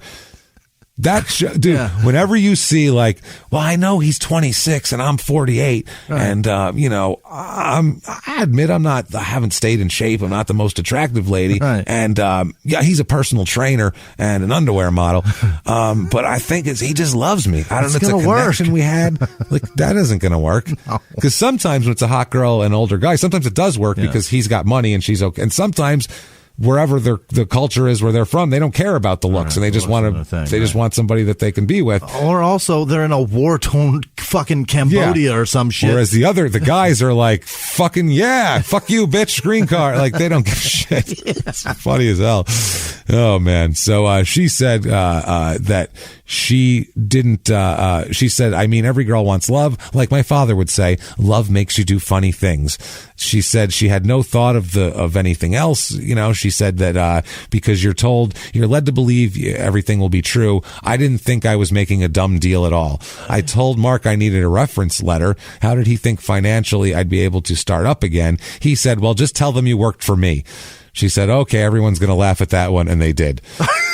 So she was smart. She knew what was going to happen. Yeah. Why? She says that he told her to quit her job, don't model, drop out of college, and just be with him. Okay. And he'll take care of her. So she did it. What if he tells her to jump off a bridge? Well, yeah, he'd probably get sued for that too, I'd imagine. Fucking stupid. She said, I'd probably say now, she said, if a girl approached me and said that someone had offered her that, I'd probably say, sit down and let's talk. She says that, see, I still look for trust in a guy. I really do, but I look more for support for me too. I just say, make sure it's a two-way street, not a one-way street. And love makes you do the stupidest things. You've got to make sure you have a support system behind you.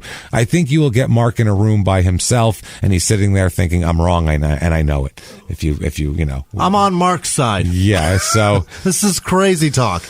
I'm sure she needs, as an adult, you need to be more.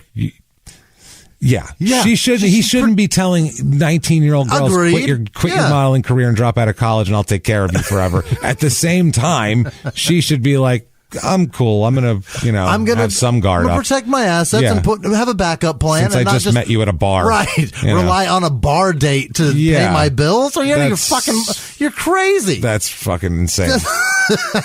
Never settle down with somebody that'll accept that. No, ever. No. That's goddamn crazy, man. So if she's going to come after you in a dating environment and try to sue you, imagine what would happen if you would have fucking... Forget it. She wants $480 just for dating. For being a side chick. Fuck you. No. Interesting. That's not how life works. Turns out Brigitte Nielsen does not have cancer, but had a dysplasia, a cellular irregularity, which was treated with a quick little surgery thing, and she was fine. Some some ultrasound blasts. That's it. So this Dominici was 18 when she met Gastineau. Okay. Yeah, and lived with him for 3 years, and that's when she left him, and blah, blah, blah. He left her and all that sort of thing.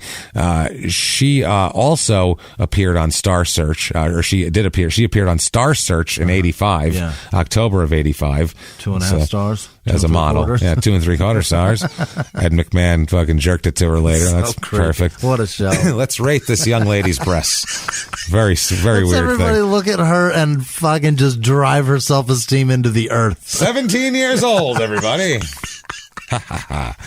She'll have an eating fucking disorder in 10 minutes. Let's rate her sexual organs, shall we? Ridiculous. And we watched that shit on Sunday morning. We're like, look at this ugly bitch. Oh, God. Let's watch this hacky comedian. Yeah. Well, let's watch this hacky comedian beat Dave Chappelle. Or the worst were like those singing little kids. Ugh. Their bright faces, 3 3/4 stars, makeup and fucking hair all perky, and they destroy. I'd be sitting there going, I'd love to beat the shit out of this guy. As a kid, I would I wish that kid went to my school. I would fucking pummel him. I'm an 8-year-old. I want to beat the fuck out of that other 8-year-old. I want to bully that kid, and I'm not even a bully type of kid, but I want to take his lunch money. I just want to. Yank that leotard up that boy's ass. It's ridiculous.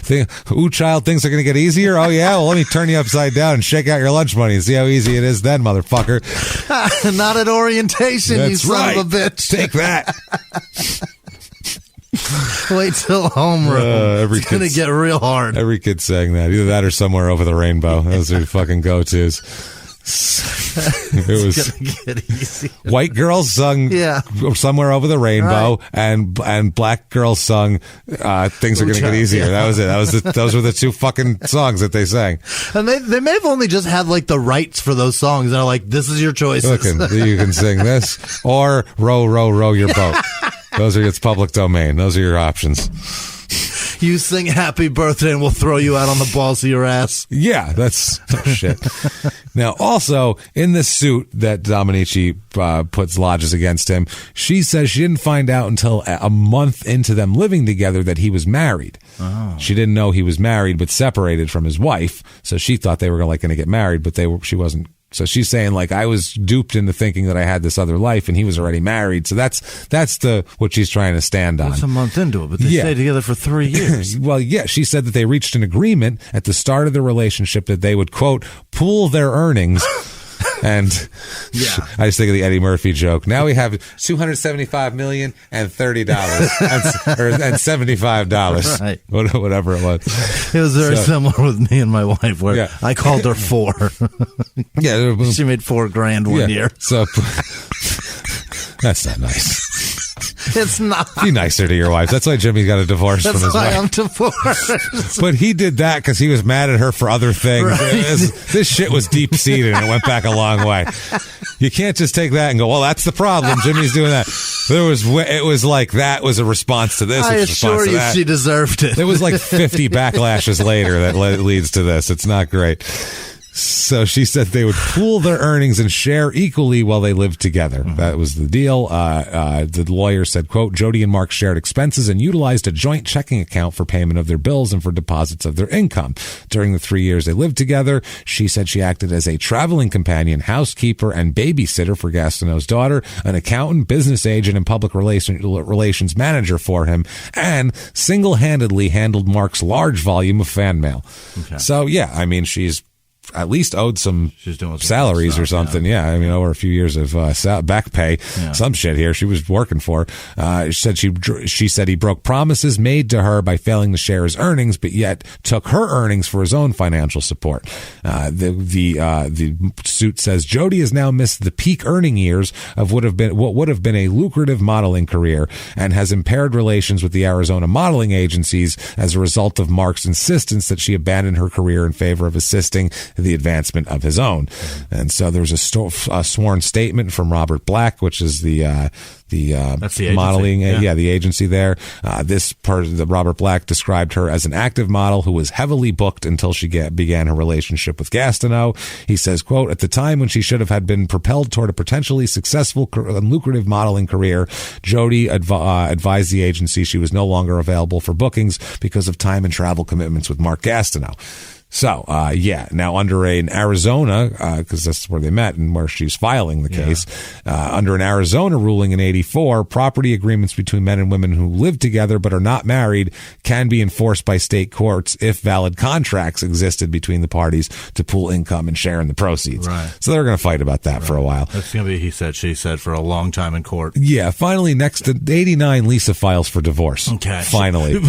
He's being sued by models, public relationships with he's quitting careers for women, Danish actresses. This is crazy. Finally, he's quitting his careers for women, and she's still married. Not going to support the kids anymore because now one thing about Lisa Gastineau that was claimed that was interesting. Around this time she filed for divorce, right before John Gotti went to jail, there was a ton of rumors, especially in New York, that she was with John Gotti, that she was John Gotti's side broad here. Really? So that was the big rumor. And And I mean, in New York, it was everything. It was all over the place. So there's got to be some truth to it, was right? huge. Well, one of Gotti's kids wrote a book here, and I have a thing out there where they say that she says that it wasn't true, but that's what she's saying.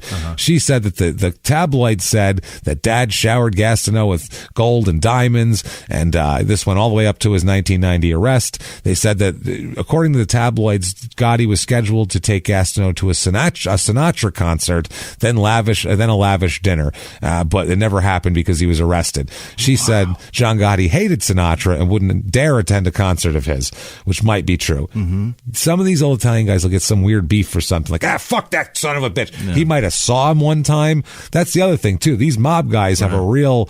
He might have seen Sinatra out somewhere sometime, went up to him, introduced himself, and didn't quite get the same level of appreciation that he thought he should deserve. And so he said, hated him fuck that guy. Yeah, that motherfucker. Yeah, he's lucky. Embarrass me in front of my friends. Exactly. That's honestly probably what fucking happened. You could see Frank out there like, yeah, how you doing there, pal? That's great. Yeah, like, you know. See. What'd you say your name is? Yeah, whatever there, buddy. What'd I say my name is? Is one of those things. You motherfucker. You motherfucker, you. She said Dad never attended a concert in his life. He disliked them. He said they were too loud and a breeding ground for trouble. I have to agree with you, John Gotti.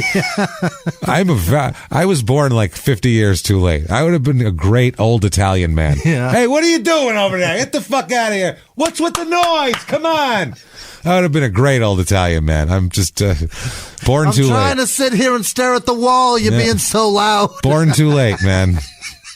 Born too late to be a good old guinea. That's a problem. Damn it. Someday. It's a breeding ground for trouble. I'm not going, it's too fucking loud. It's a breeding ground. Jerk-offs. It's just wall-to-wall jerk-offs.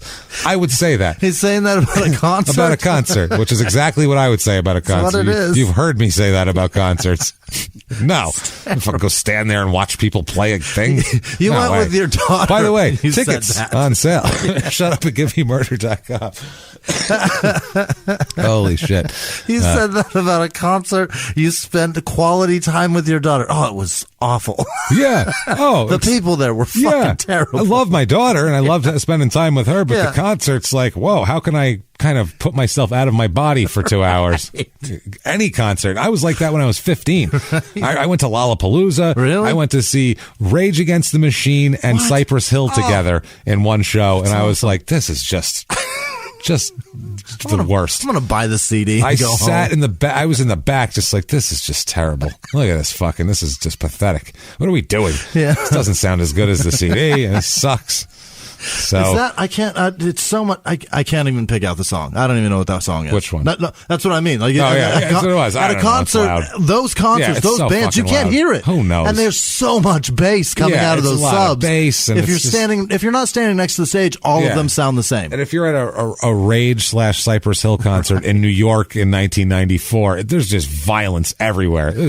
It was fucking bedlam, man. It was too much. And they're promoting like major drug usage. Oh God, fuck you! I won't do this. Like people's arms are flying through the fucking air. There's like body parts. Yeah, it's too much. It's a lot for us kids at the time. We were nuts anyway. That whole album was just about fuck everything, destroy fuck everything, and both of those were. And it was tear it down, tear it down. So 1990 comes along, and nobody in the NFL wants him. No. He's washed up, basically. So June 13th, 1990, he signs with the BC Lions of the Canadian Football League. Really? Oh, yeah. He goes there. He ends up in the first game he's there, which is fucking hilarious. Yeah. Season opener against the Calgary Stampeders. He's basically just fighting everybody. What? He was the guy named Dan Wicklum, who was a linebacker for Calgary. At one point, Gastineau ripped the helmet off of Wicklum's head, and smashed it on the turf and broke it. He broke the helmet? He broke the helmet. He took it off his head and smashed it on the ground till it broke. A helmet that smashes from a man's weight into another man's helmet with his weight. That's how hard artificial turf is, by the way. Unbelievable. How hard turf is if you can do that. And then handed him back a face mask with shit dangling off of it. Here you go. He's a strong man. He got in shoving matches with a bunch of people here, like crazy. Then he ended up trading punches with an offensive tackle at one point. It was crazy. One of the offensive linemen on the other team said, quote, "It's really bad. I'm surprised the people in the CFL let them get away with it." Gastineau ends up getting ejected along with some other people. It's a goddamn mess. In the end, as he's being ejected, he rips somebody else's helmet off as well. And then, he says, quote, "You take so much, then you defend yourself." Which, they were giving him shit because he's Mark Gastineau. Right. He's famous. So they're going to fuck with him in a shit league like that. That's what happens. Hey, pretty boy, where's Brigitte Nielsen and all this shit? That's what happens when you give up your career for a fucking actress. Yeah. Turns out, though, he has a knee injury after 2 games, and they hold on to him for 2 more games and then say, fuck it, and he's cut on July 23rd, 1990. So he's in the league for a month. He does play in a game with Doug Flutie's on the other team. It's pretty interesting. Really? So I was like, that's kind of cool. Yeah. And Flutie and Gastineau in the same game. On the entirely different trajectory. Yeah, no shit. Yeah. Okay, April 1991. Jesus Christ. Authorities in Palm Springs, California tip off Phoenix police that a package addressed to Gastineau is going to arrive in Phoenix at Sky Harbor Airport on Delta Airlines, and that package contains a shitload of drugs. Oh, boy. So, they end up intercepting him at the airport in April of 1991, and they don't know. He has a package of 200 pills, and they don't know what they are, so he's questioned and released pending testing of the pills. Got it. So they do that. More to come on that. So there'll be warrants issued. They're hanging on to the pills. They're hanging on to the pills and hanging on to the right to file charges against him. More to come. June 8th, 1991. Let's try boxing. He makes his boxing debut. Of course. We're going to buzz through. We're not doing where they are and all that shit. He fights Derek Dukes in his first fight, who is a wrestler. Yeah. He's if you remember, if you're an old AWA fan in the 80s, he was the one black guy the AWA had on ESPN in the late 80s. You see that one black? Well, there was the other one, too. There was Rice guy, I think, was black, too. But Derek Dukes, mediocre, kind of a jobber kind of wrestler, opening match, preliminary kind of guy. He ends up fighting Gastineau. Gastineau knocks him out in the first round, and Dukes will later say that he was paid to throw this fight. He absolutely took a dive, and he's 0-3 in his career. I assume probably 3 dives. He's just paid to dive. Yeah. That's what he does. He's a wrestler. Hey, this guy looks like he can make it look like he's a paid actor. He can look like he's hurt really well. So 1-0 for him here. June 1991, the divorce finally comes through with Lisa here, and a New York judge grants Lisa the New York home valued at more than $400,000. She gets in the deal, and also ordered him to pay $18,500 a year in alimony and child support. That is not a lot. No, $18,500 a year. But back then, still much. At this point too, he has no income. He's boxing. Oh, that's terrible. Yeah, he has no income. That's not good at all. Yeah, 18.5. He's probably making 18.5 a year right now. It's not going great. July 26, 1991, police in Arizona decide it's time to charge Mark here. Yeah. And they say that they ran lab tests, and it indicated that they were phentermine, which is a phentermine. Yeah. It's a type of amphetamine used by, it's an appetite suppressant, and it's a prescription only thing. Oh, no. So, you can't have 200 of those shipped to you at the airport. So, not great. So the police say that a warrant, has been issued for him. They say, quote, "There's likelihood Gastineau would be charged with possession of dangerous drugs, which is a class 4 felony when he's located." So, that's not great for Mark here. So now he's got to hide from Arizona.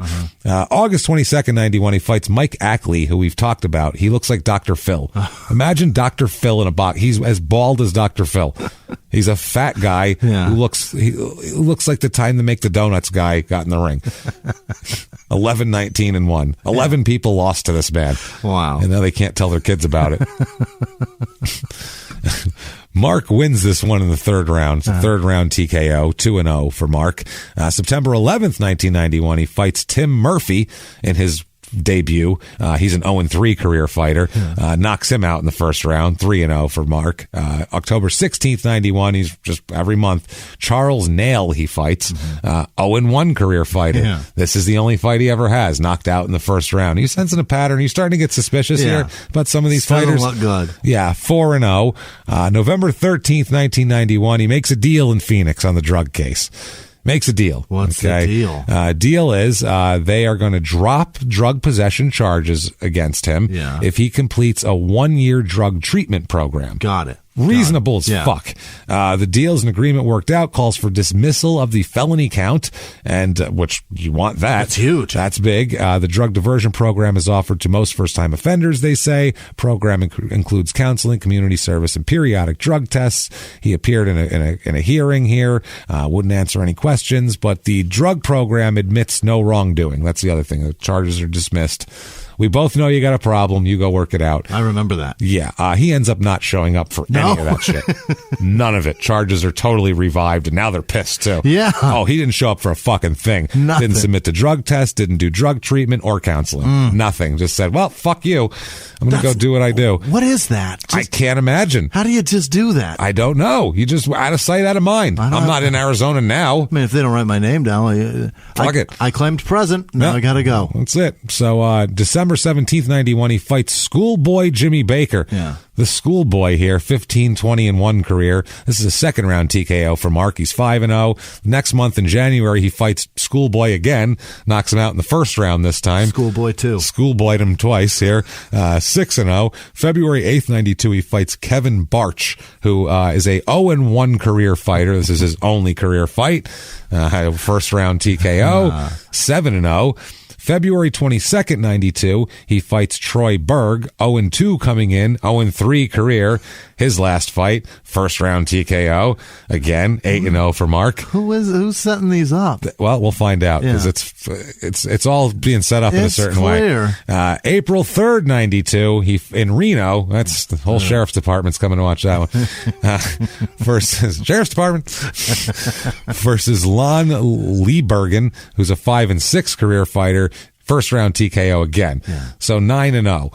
Now, his manager, or his promoter, I should say, Mark's promoter, is a guy named Rick Elvis Parker. Oh, boy. So old Elvis Parker, basically, all the allegations are that the first 9 fights were fixed. Yeah. They were all fixed, all these fights, is what they say. Guys took dives, or he put guys in there, just had no business being in a ring with that. Yeah, here's this guy. Yeah, he's 0-0. It's his debut. Yeah. Some schmuck who doesn't know what he's doing. Go get knocked out quick. It's one of those deals. And a few of them actually confirmed they did take dives. They did take money. They took dives. After they retired, they can say that. Good Lord. So, yeah. Who's this Elvis guy? Is he just like a... Elvis Parker. He's a promoter. Okay. Shit heel fight promoter who's got a famous guy that he's trying to make a buck off his name. Marries people on the weekends. Yep, and his dresses all up. Yeah. And his mediocre fighting skills and a half-famous name. He's going to try to make a couple bucks off it. So it was the reality show of its time. Yeah. June 9th, 1992, he fights Tim Doc Anderson, who we're going to talk about, okay? Really? Do not Google Tim Doc Anderson because you're going to find out all about him next week. Okay. Do not Google him. Right. Now, Tim Doc Anderson's a 27-16 career fighter. That's a great fighter. He's a real fighter, Tim Doc. He's a journeyman, legit fighter.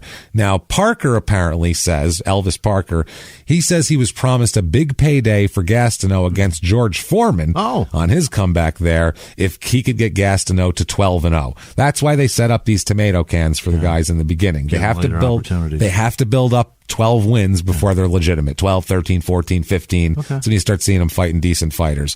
So this fight, he fights Doc Anderson, who fucking knows what he's doing. Yeah. By the way, Parker offers Anderson money to take a dive in this fight, and Anderson refuses. And the fight goes the distance, and Anderson wins by unanimous decision.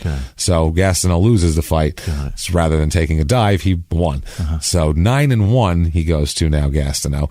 July 11th, 92, he fights Randy Davis, who's a 5-11 career fighter, and knocks him out in the first round. 10-1. September 15th, 92, he fights Rick Horde, who's 1-5 coming in, 2-9 career. This is really cream of the crop here. First round knockout.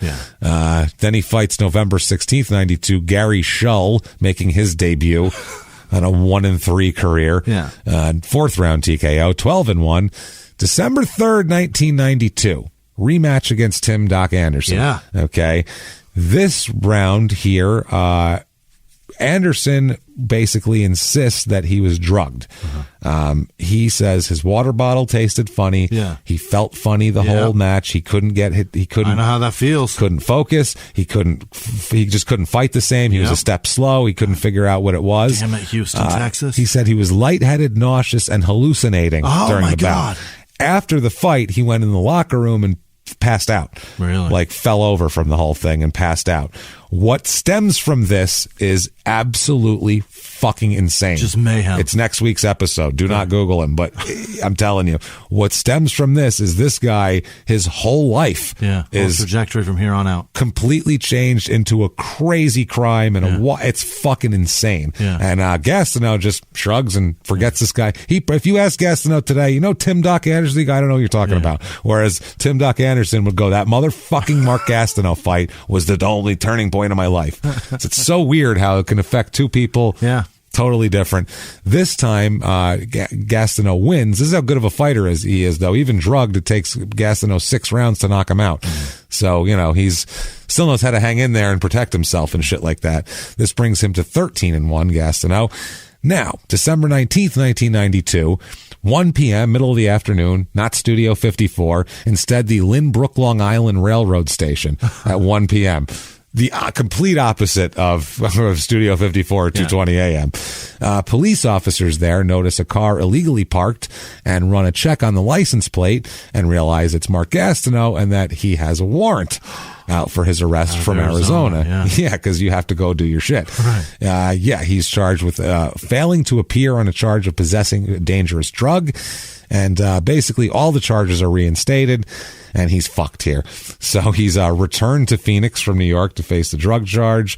And he extradited. He was booked into the Maricopa County Jail after midnight. No. Not good. Mm-hmm. That's a bad time. Yeah. You went from movie stars, and now you're in a fucking jail. In Maricopa County. In Maricopa fucking County Jail. After midnight. He could be in a tent right now. Yeah, what day is this? This is bad stuff. This is early in the year. So this is December 19th, 92. Okay. It's nice you can survive out there. It's not going to die. But he's not good right now. He's got to be taking stock. If you're sitting in a fucking tent, or even the jails downtown, if you're sitting there, you have to be thinking, that's city though, isn't it? No, that's county. That's all county. Downtown, yeah. You have to be thinking to yourself, and you could not be there just by going to some drug counseling. Right. You have to be thinking to yourself, why did I fuck this up so bad? What did I do? Right. Why?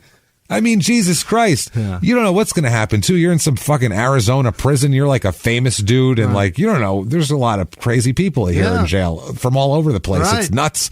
You never know. One day, he's in his cell in the jail, and there's a knock at the door. He's like, who is knocking on my cell door? Right. What is going on here? And he opens the door, guns blazing. It's the Mexican pimp standing there. He's very surprised. And he says,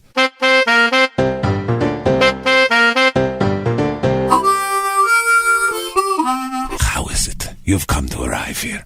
Why are you here? You had it all.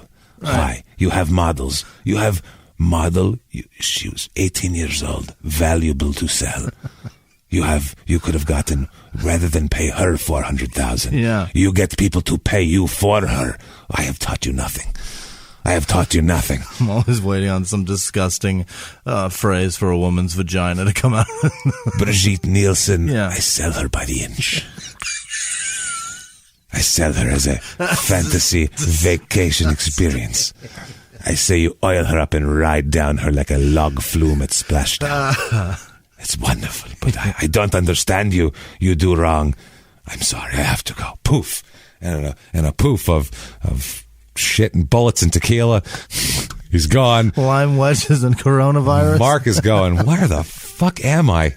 This is why I left Arizona. Yeah. This is why. This weird shit happens in jail here.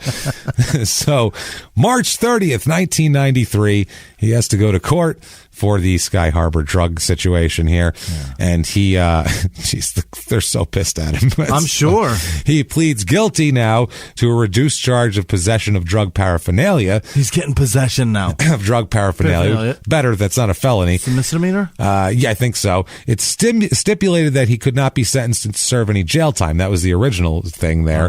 Right. He was originally, the original charge, dangerous drug possession, was punishable by up to 5 years in prison. Yeah. So this judge, though, says, you, sir, may fuck off. 3 years probation, and a $1,400 fine. Okay. So probation's worse than what he would have had to do before. So that was stupid. 200 pills, they can get you for trafficking. That's what I mean. He's lucky as fuck. Yeah, he's lucky as shit. That's I don't know. Federal laws. Yeah, I feel like if he wasn't famous, he's getting trafficking. Oh, he'd be getting 20 years. Yeah, so I don't know. And they'd be trying to give him 20 years anyway. So June 7th, 1993, he fights a man named Samson. Yeah. One word. Like Samson. Madonna. Just Samson. That is the fighting Cher. Fly me to the moon like that bitch Alice Cramden. Okay. Sorry, I had to half-baked immediately. What, Samson? Yeah. It's Dave Chappelle. Yeah. So I want to talk to Samson. So Samson's an 0-1 career fighter because this is his only fight. First round knockout, 14-1. Gets Mark, back on the horse here. June 18th, 1993, he fights Terry Miller.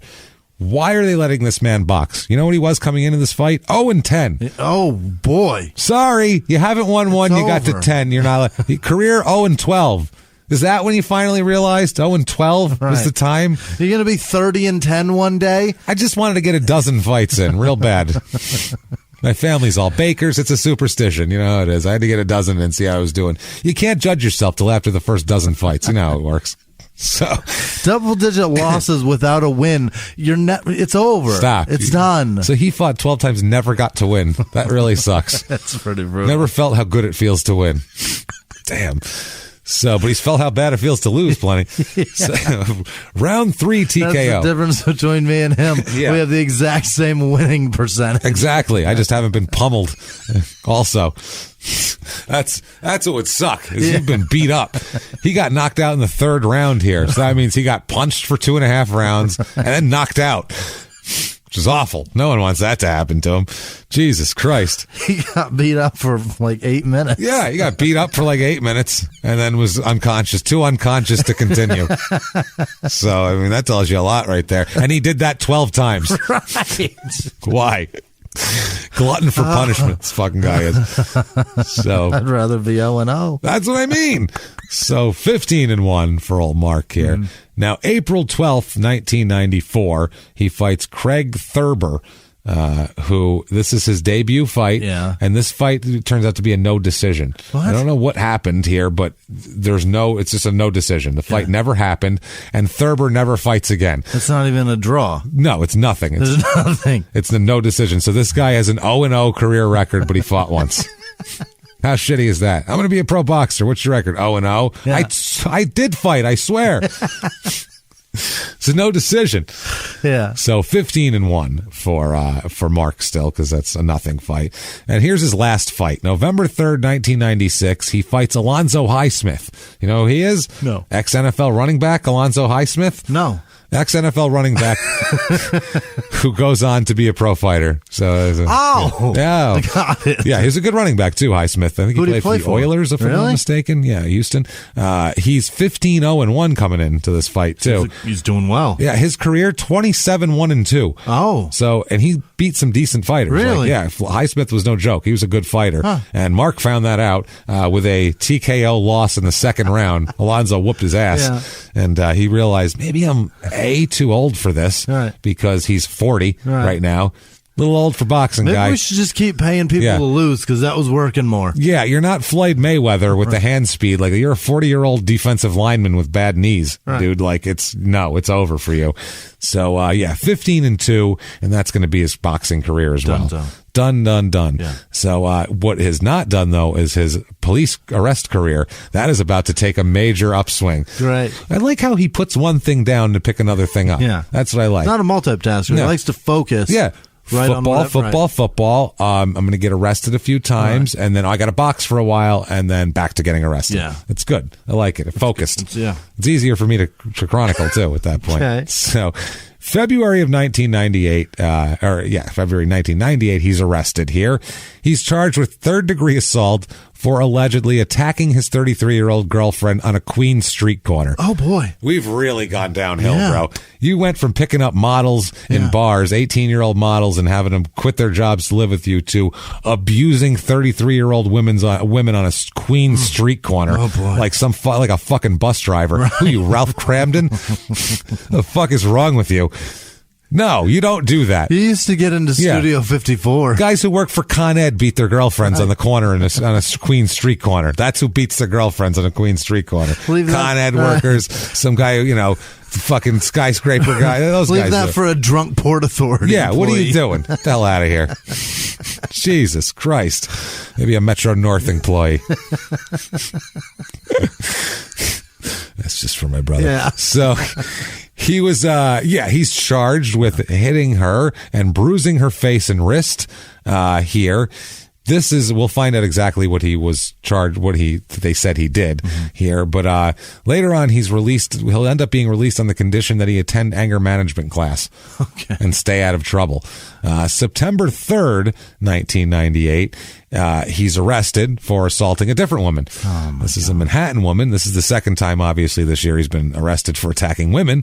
This incident, happened on August 25th. He slapped a 42-year-old woman, quote, 4 or 5 times, paintbrushed her. Jesus. He paintbrushed her. Yeah. 4 or 5 times, threw her against the wall, and choked her. That's too much. That's, what? Oh boy. Really, anything's too much. Yeah. That is way a lot. Super excessive. That's a woman. That's to go that far. I will give him credit for this. Age appropriate. Yeah. Good for you, Mark. Right, he did right in your wheelhouse. Same age as him, so that's good. At least he's not. It didn't say slapped around 19-year-old girlfriend so and so. Right. So that I appreciate. But don't slap anybody, especially your girlfriend. Stupid. At least it wasn't on a Queen Street corner, I guess. After which you choke her against a wall. That's a different level of personal, you know what I mean? Yeah. You're inches away from their face and staring them in the eyes. It's fucking horrifying. Well, then he did more after that, though, boy. too. The woman told police that she was his girlfriend, but his lawyer denied that was their relationship.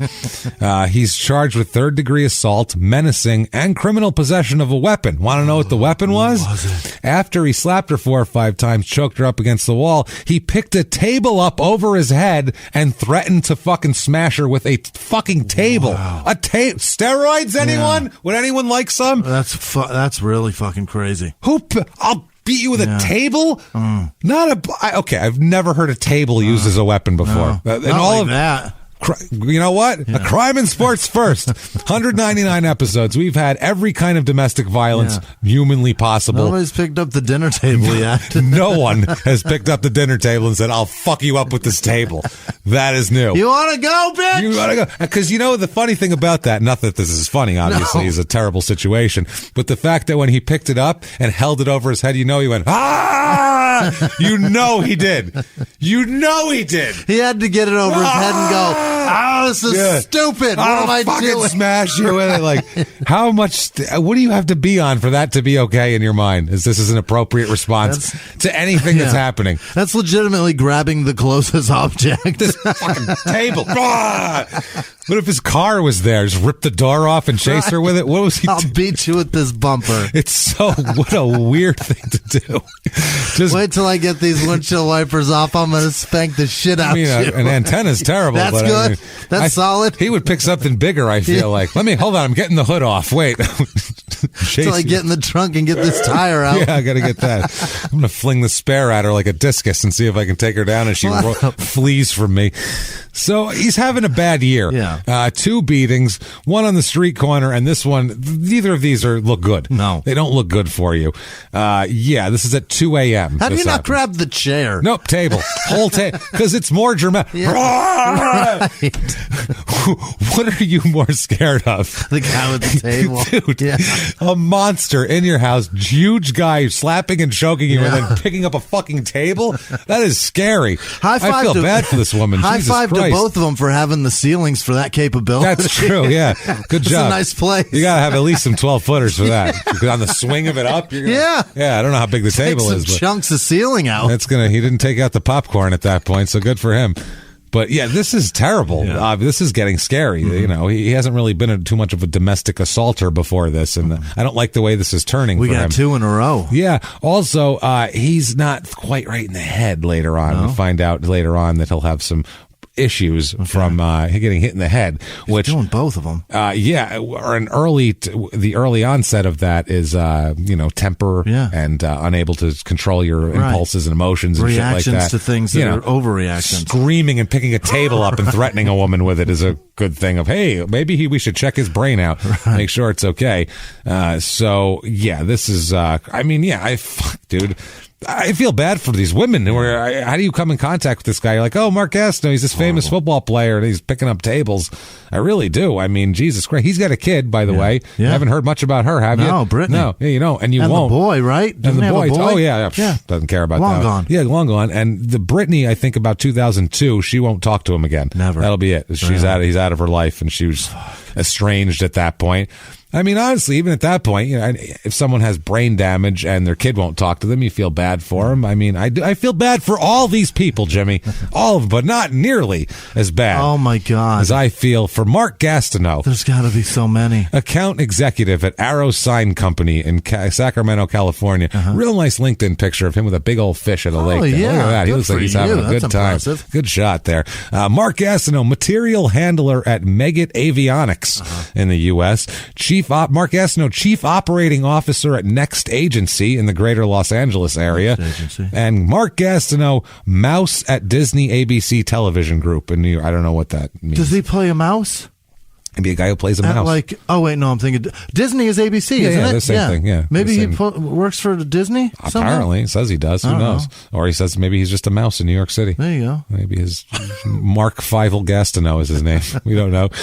So October 10th, 1998, Mark is charged with, more problems here. Apparently the table, by the way, was a large glass table. Oh my God.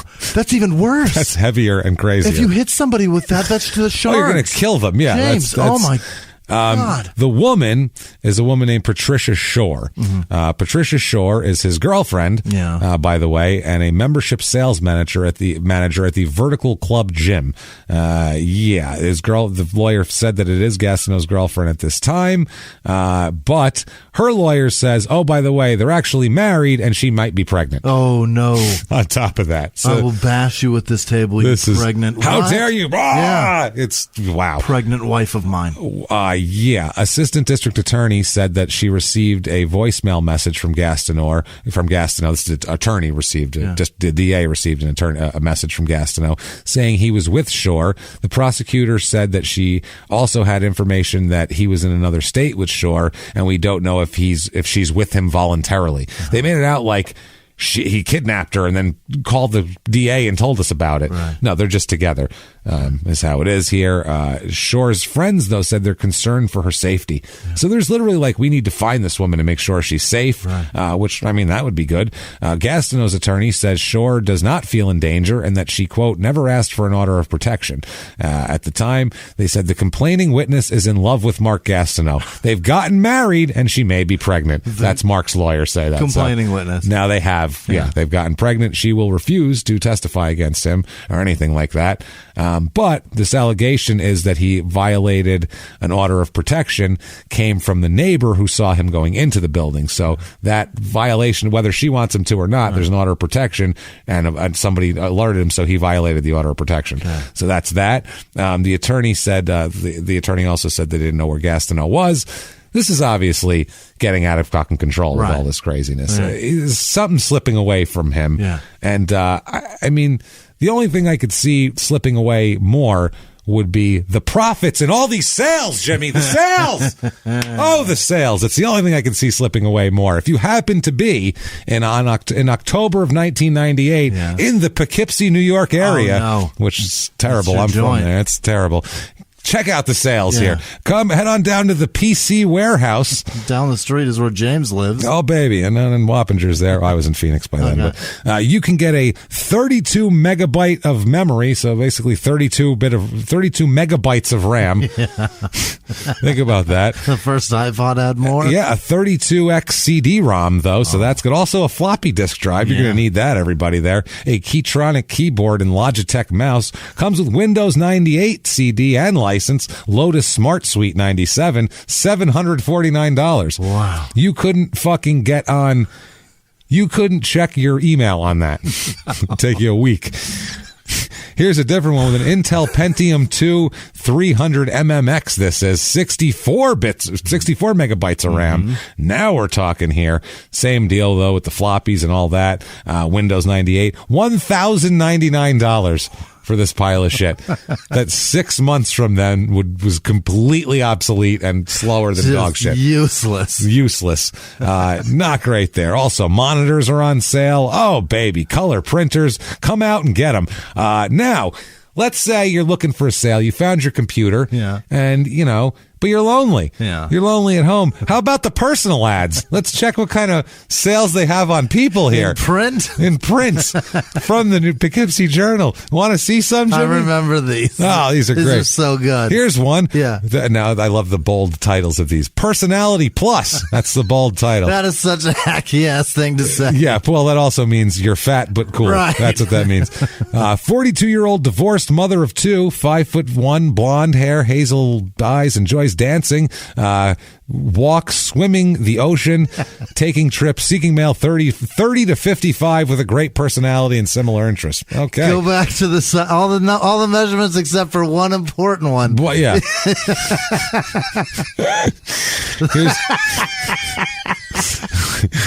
Here's one. Don't pass this up.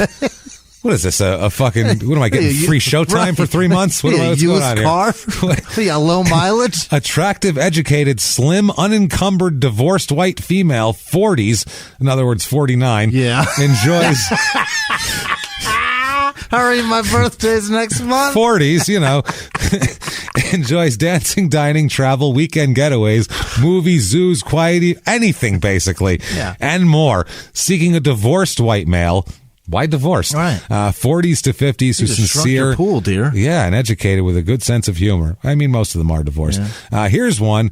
A 22-year-old professional, light-skinned mother of one, likes dining out, dancing, and more. Looking for mature Puerto Rican male, over 38 years old, can help me with my Spanish class. Mature. And show me a good time. Quote, thugs need not apply.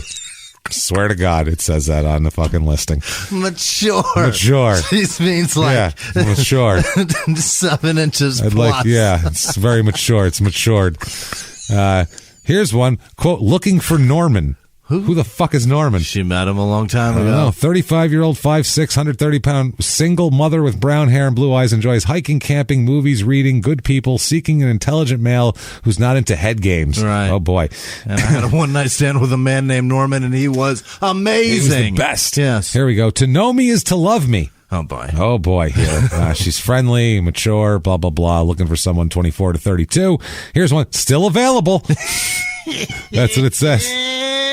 We know. Still available. 34-year-old, 5'2", slightly full-figured but attractive, single white female with blonde hair, blue eyes, enjoys sports and trying new things. In other words, I'll do whatever. I'm still here. I'm looking for somebody. I'm very grateful. 34, the clock. You hear that? Yeah. That's ticking. Right. Someone put one in me.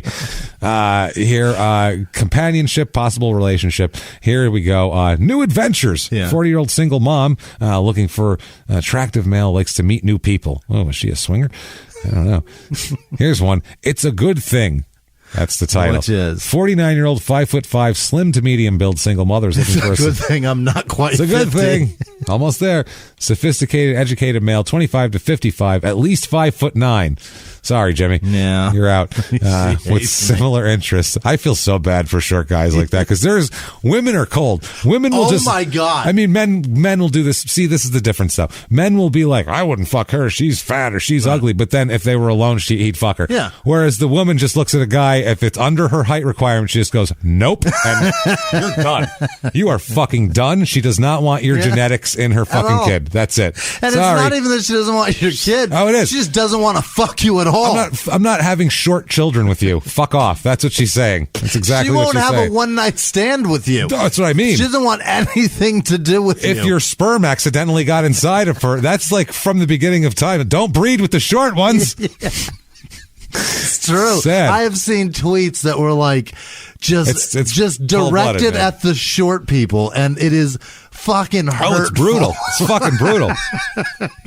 It's brutal. I've never heard women like, if you're over 6'2", fuck off, need not apply. Never happened once. I mean, I'm sure there's women who don't like tall guys. Sure. We're going to get tweets. I like short. I'm sure you do. Right. For the most part, though. You are the vast minority. Yeah, they're okay with a short guy, but they're not like, I'm really looking for a guy who's like 5'5". It's like I just want him to be like, guy right around 5'8" is perfect. Pinch his cheeks. Nobody looks at a 5'8" guy and goes, perfect. Anybody dating a 5'8" guy goes, that'll do. Yeah. Oh, shit. That's good enough. 5'8" or under. He's really nice. Yeah. He's got a good job. He's really nice. He's got a good job. Down on me for hours because it's fucking eye level. Super supportive. Doesn't mind if I go out with my friends. His back doesn't hurt when he goes down on me because he's standing up. I'm sorry we're taking so much time on these personals, but they're hilarious, and I love them. And I'd like to do a whole show with just these. Here's one. Where's my man? Oh, boy. Attractive single white mom, 40. They're all 35 to 49 here. Blonde hair, green eyes, 110 pounds, enjoys camping, boating, weekend trips, Harleys, NASCAR, cuddling, and more. She seems like your girl there. Yeah. That's your girl. Hard to believe. Here's one. Hard to believe. Single Italian Catholic female. Yeah, real hard to believe. No one could deal with you. By the women of my family. Based on every mob movie. There's a reason my wife is Irish-German. Put it that way. Can't believe you're single. Yeah. Nope. Nope. I knew that early on. Yeah. I was like, I am marrying an Italian girl. I love Italian girls to hang out with, to be friends with and shit. They're funny. I would never fucking marry one. We'll be pals and shit, but I ain't fighting with you about anything that matters because it's brutal. You never wonder what's on their mind. No. My mom has stabbed my stepfather with a fork. I'm not dealing with that shit. So, here's one. Where are you? Mm-hmm. This is great. By the way, the single white, hardworking, educated male, 46 to 50. Very specific, that Italian woman there. 4 years. Medium build even. Not too thin, not too big. For marriage and fatherhood only, it says. No pets. Gee, why would I not? I didn't fucking read the whole thing before I told you all about that. I didn't read it. They're fucking ball breakers. Yeah. Jesus Christ. For marriage and fatherhood only. No pets. Don't bring that dirty, filthy thing into my house. It's going to get my carpets dirty. Take your shoes off. Oh, God. I can't believe you're single, lady. I'm moving to Phoenix. Cannot believe she's single. Oh, Jesus Unbelievable. Christ. Here's one. Where are you? Retired senior female. She really just doesn't know where you are. I forgot where you went. Where are you? Maybe if I put an ad. Did you say you were coming back, sweetheart? I forgot. I don't know what happened. Where are you? She's searching Dutchess County. In Dutchess County is searching for a gentle, kind, sincere senior gentleman. 68 to 75, 5'8" or taller. even in your fucking 70s, she's thinking about the height. Are you kidding me? And I barely get in. If I don't have a good enough personality, I'm shit to her. Fucking guys are dead by the time they're 75. Alive should be. Are you upright? Great. 5'8" or taller. Did you used to be 5'8"? Listen, sweetheart, grandma, you're being a little picky here. That sounds like the very first Silver Alert. That's what it was. She's looking Where for are him. you? Yeah. Here it is. Or taller, romantic, easygoing, who likes golf and dining and is family oriented. So she really wants it's a very specific. It's very specific. Yeah. And then finally, wanna be yours. A 46-year-old white female, 5'7", light brown hair, eyes, energetic, slender, attractive, professional, non-smoker, enjoys dining out, dancing, travel, beaches, seeks a romantic, attractive, professional, non-smoking. Wow, it's a lot. We get it. Okay. She likes everything except cigarettes. Except cigarettes. Now, if none of that's to your liking, head on over to Bare Assets. All nude all the time. Oh, yeah. 3 exclamation points. 10 girls on Friday and Saturday. Call for details. Best bachelor parties in town. Oh, boy. 68 Creek Road in Poughkeepsie. All nude. There we go. Directions. Follow the signs to Dutchess Community College and then head on down through there. So... go there. I think that used to be a different strip club, by the way. They renamed it. So, Assets. Bare Assets. Jesus. November 1998, Manhattan, New York judge issues an arrest warrant for Mark Gastineau. Okay. For violating a court order to stay away from a woman he's been accused of hitting. This is because he violated the one with the one he's with now, but he hauled a table over her head. Basically, they're saying that he violated the order of protection and that he may have forced her to leave the state with him, and that Turns out not to be true. The judge also revoked the bail that a friend had posted for Gastineau and said it was forfeited because he failed to show up at a required court session. So his friend lost $5,000 on this deal too. Must have been pissed. So what does he do? Things are not going well. It's spiraling. Yeah. So what do you do when things are going bad, Jimmy? You find religion, or you move home, or you get married. Gets married. Let's see. September 1999. Oh, Gastineau is every rule. Silver-haired, middle-aged white men are falling out of the sky. Gets married to Patricia Shore, the table threatener. What? That he threatened. She took it. Oh, she's got a baby in there. Yeah. They break up very quickly, though. This won't last long. Come on now. Jesus Christ. Yeah. So, June 22nd, 1999, he's arrested again. Turns himself in at a Queens precinct station house on charges of violating a court order to stop harassing his now estranged wife, Patricia Shore. So, in 8 months, she went from his new wife to his estranged wife. Yeah. Either way, still harassing her against court orders, so not okay. He's accused of going to her apartment in Forest Hills, Queens there, and leaning on the intercom buzzer from 3:30 a.m. until 6:30 a.m. What? For 3 hours. He pressed just the button and stood there. The fucking buzzer. He would be amazing at those radio contests where you stand there and just put hold your hand on like a dirt bike, like a Family Guy before, or American Dad. One of the great at it. Yes, Family Guy. Yeah, he would be 3 hours and refused to leave. Wow. She was like, "Go away," and he's like, "Nope." 2R Rossi. Sorry.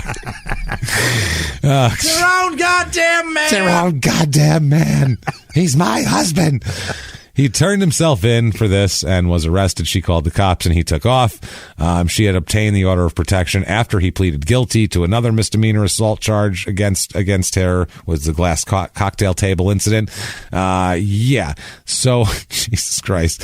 The judge in this situation, Deborah Stevens Modica of the state Supreme Court, sent him to jail because his Monday arrest violated the terms of a conditional discharge in a separate harassment case involving another woman who he dated before Patricia Shore. Sweet Jesus. She says, quote, "In view of the defendant's past transgressions as well as the case here, we felt it was appropriate that he serve some jail time. You, sir, may fuck off. 15 days in jail." Okay. 15 days in Rikers, though. Yeah, that's not easy. It ain't good. No. Yeah, that's not fun at all. That's a tough 15 days. That's a shit 15 days. That is rough. Unless you're Mitch Blood Green, because then you're the king of Rikers Island and you love it. So I don't think Gastineau had the same reception probably.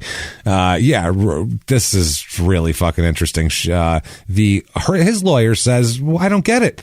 His lawyer says, quote, "He voluntarily surrendered himself because he believes he did nothing to violate the order of protection. We don't believe those charges are going to stand up, and the judge should have waited until we litigated those issues."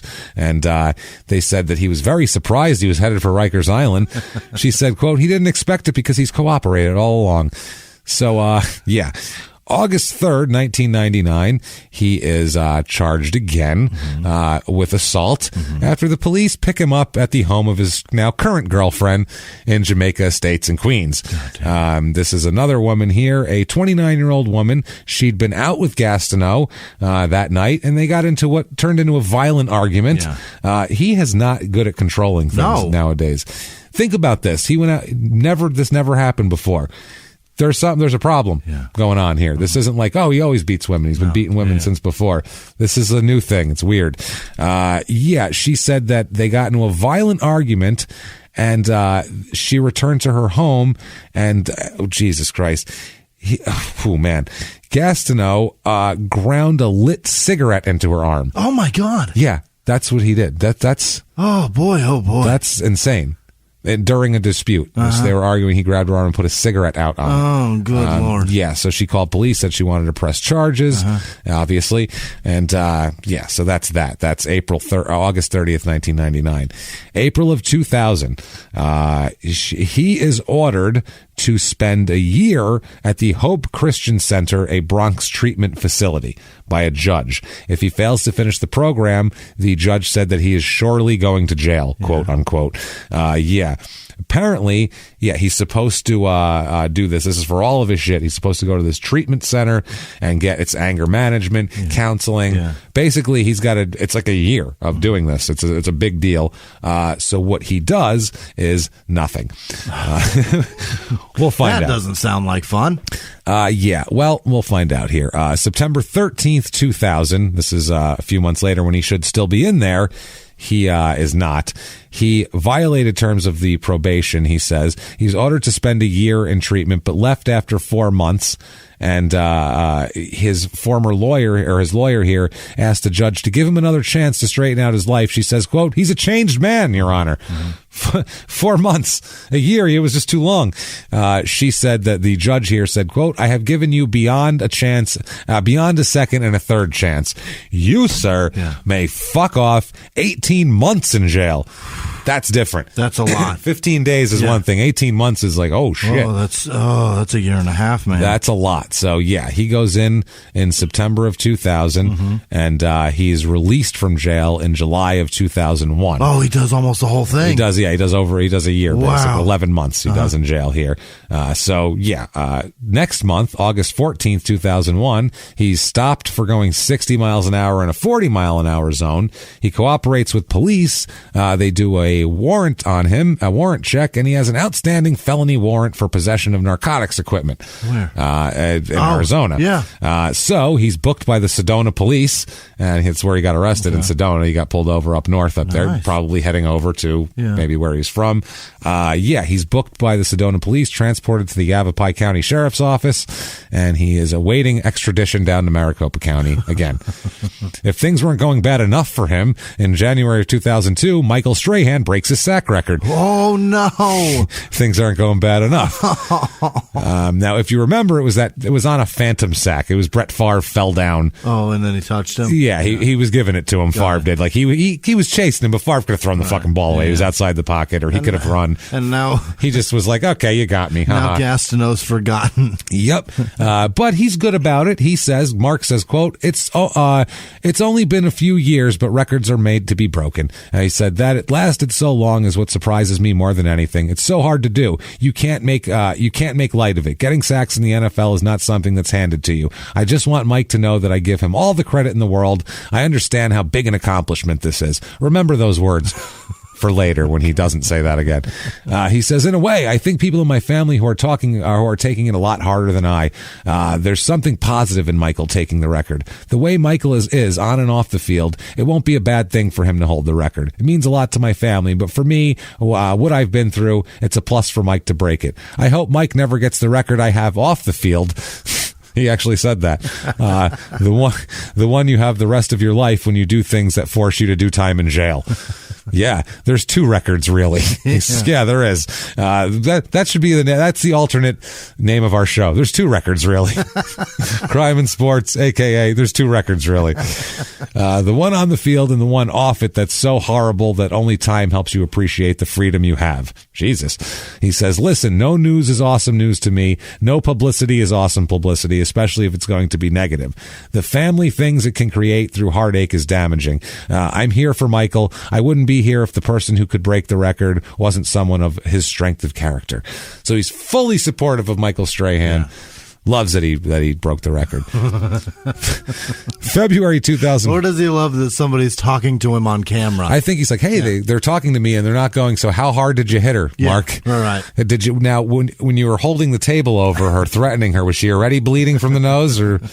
Yeah. Was that an Ashley Furniture? Or was it like a quality? Was it like a good one? Did you like go to one of these custom shops? Yeah. What is it? February 2005, the Gastineau Girls reality show debuts on TV. That was 2005. 2005. That is Lisa and Brittany. Yeah. And basically, it's them. Brittany's like young at the time, 20 or so. And Brittany is the Martha of 1985. Yeah. Oh, absolutely. And it's them trying to be models and shit, and just going around being like. It was that whole pseudo celebrity. Your name is familiar to people, sort of. So that means that we should watch you go around. It was stupid. I think that one was E. I'm not mistaken. No, I don't remember. It wasn't network TV. No. It was all one of those reality shows. Yeah, it was like E on that type of thing, or Bravo maybe. One of those. So it was like that shit, and it was them going around. Acting like idiots and acting like people gave a shit about them. I remember going, why is that name? And then they were like, I heard it was Mark Gastineau. I was like, oh, okay. Well, why do I care about them? Why do I give a shit? I was like, is he on the show? No. I was like, well, what the fuck am I watching this for? Two people I'd never heard of? Right. Walk around and try to get modeling careers. Two people Who cares? Surrounded, like, orbited his life. Yeah. And we're going to pay attention to that? It's so strange. We're going to watch that? Oh, we'll watch the Kardashians, and they'll be famous as fuck. For orbiting somebody else. It's the same thing. The Kardashians were the same lot. This just picked up, or this just didn't pick up, and that did. Yeah, they've had a bag of shows, basically, of like that, of all these different people. If you look, there's a million of them, kind of semi-celebrity families like that, and the Kardashians were just the one that worked, and all the other ones were on for 2 years. Simple Life. Yeah, exactly. That was actually network fucking TV. Sophia Richie. Yeah. Sophia Richie? Sophia? No. Not Sophia. No. The fuck's her? Nicole. There you go. Jesus, Sophia. That's just like a rich girl name, so you pulled that one out of my ass. Now, so they're on TV. Yeah. September of 2005, there's an arrest warrant issued for Mark. Well, they're on TV. Great. Perfect. They're like, yay! How much did they celebrate when he got arrested? You know they did. Yeah. Yay, our names and more people will watch us. Do it again, Mark. This is for allegedly violating a court order to stay away from a woman he was accused of hitting. God, Jesus. Come on, Mark. Jesus Christ. Man, ordered Gastineau's arrest, a judge did, after a prosecutor said he violated the order by visiting Patricia Shore, his ex-wife, and that he, all that shit. So he ends up being held for a little while. December 20th, 2007, marries another woman. This is number 5, 6? Three. Third official marriage. Okay. He married Lisa. He married Patricia. He married Brigitte, Joey. He did not marry Brigitte. Okay. Just quit his football career. Got it. Because of a minor procedure she had to have. Yeah, nothing's a minor procedure, but it wasn't uterine cancer is what I'm getting at. So he marries a woman named Joanne Voorhees. Okay. Now, like Jason's mom. Wow. So, also at this point, 2008, starts making religious speeches. Oh, no. Now he's all Jesus all the time. Wow. Oh, boy. Oh, yeah. Shows up at the Witness Festival, a free Christian music show in Quarryville. What? I don't even know what state. I think it's Oklahoma. Probably. Yeah. In 2008 here, he says he's living a quieter life now. He's remarried. He's doing quality control work for an architectural firm that's building the new Meadowlands Stadium there. Okay. So he was working on that. He said that he's trying to keep out of the spotlight and recommitting to his Christian faith and his faith in the church and everything like that. He said, which quote, church? Christian. Oh, just anything. Non-denominational. He said, quote, I used to sack quarterbacks. Now I'm sacking faith. Oh, fuck. Oh, yeah. He said, oh, boy. He said about God, he said, quote, he took me piece by piece by piece, little by little, and humbled me in a way that was the best thing that could have ever happened to me. I just want to thank him for that. I was in my Rolls Royce riding down Meadowbrook Parkway. I had to have a Rolls Royce because when you make $65,000 a week, everybody has to have a Rolls Royce, right? I was making big money, but I found myself totally empty. I was lonely for much of my time in the NFL. He was making $65,000 a week. Yeah, they only get paid during the season. So that's awesome. Yeah, that's great. That sounds amazing. That sounds fucking amazing. Wow. I'd just be jumping down the yay. And he was only making $850 a year. There are dudes making huge. Can you imagine getting a $1 million paycheck and then next week you'll get another? Defensive ends that sack quarterbacks now, literally, you get $60 million guaranteed on one of your deals. JJ Watt, that one deal he made was fucking over $100 million. That's so huge fun. Money, over $50 million guaranteed. Payday's such a fun day. It's crazy. He would be so paid if he was just 10 years later. Yeah. 10 years, so paid. October 8th, 2012, he's inducted into the Jets Ring of Honor. Really? Yeah, the Jets Ring of Honor. That's not retiring his number, but it's the Ring of Honor. His name up there. Him and Wesley Walker were inducted in 2012 in the Ring of Honor, which they didn't start till 2010. Fucking Jets. They got 4 guys in there. Jesus Christ. And they have a bunch. They retroactively did a bunch of them. Oh, okay. In 2010, they put up like 40. Okay, we should do something. It's like, Jesus. We should give a shit about the history of this team. They got Joe Namath and Don Maynard from the beginning, those guys. Curtis Martin, great running back. Winston Hill, who was an offensive lineman in the 60s. Coach Weeb Eubank. Joe Klecko, part of the Sack Exchange there. Larry Grantham, who's a 60s original Jet. Sure. I think 1960 he came in. Defensive lineman Jerry Philbin. Al Toon was great. Wide receiver for the Jets. Freeman McNeil, another 80s Jet there. Marty Lyons, defensive tackle. Wayne Corbett is on there. Emerson Boozer, the great 60s Jets running back. The owner, Leon Hess, who's a dickhead. Matt Snell, the running back from the 60s. And Kevin Mawai, the center there. Those are the guys. And retired numbers are Namath, Maynard, Curtis Martin, Joe Klecko, Weeb Eubank, it's not a number, it's just his thing, and Dennis Bird. Really? We talked about a couple weeks ago. Dennis Bird, who broke his neck as his number retired. Fucking wow, what a story. Yeah. Oh, we talked about that at a live Small Town Murder. Yeah, that's right. It's on there. So, he, during that, he's so Christian, he's apparently drunk at his inauguration. It's all in the paper that he seemed inebriated as fuck here. Really? They called it a quote, well, his acceptance speech. He gave a quote, this is from New York Daily News. He gave an interesting, meandering, and sometimes oddly enunciated speech at the halftime. It says, quote, Gastineau sounds like someone who might have been doing a little bit of celebrating. He says that he's found religion. He's very happy. He says that he lives in New Jersey with his wife, Joanne, never shies away from the opportunity to inform others about the strong relationship he's developed with Jesus Christ. He said, we're really just content in our lives and we just worship the Lord. Yeah. That's an activity. Now I'm in the choir at the Times Square church. And believe me, there's a Lord if I'm in the choir because I don't have that great of a voice. That's for sure. My wife and I are both in the choir. As far as making joyful noise unto the Lord, that's exactly what we feel. And that's exactly what we do. Oh, boy. He's turned into a fucking John Lithgow in Flashdance. What's going on? God, he reigns. Oh, he goes on like the 700 Club too. Oh yeah, he does. Loves the Newsboys. Oh yeah, 2000. What is it? I think it's the Newsboys. Newsies is not Christian. I think it's the Newsboys. Oh, I don't know. Yeah, Newsies is a play. That's what that is. That's a Broadway play about. I think it's the Newsboys. Turn of the century newsboys in New York City. So it's the Newsboys are the because they're bringing you the good news. Right. I've got good news. I've got great good news. Right. That's them. That's the one. That was Pat Boone singing that out, actually. But that's the band. I'll never forget that. I saw that for 3 minutes in 1991, and I never forgot that song. I don't want to see this ever again. I've got good news. I've got great good news. I'll never forget the song as long as I live. Never. Our God is an awesome God is 30 times of them singing that. That's that it. Yeah. Stanza. That's it.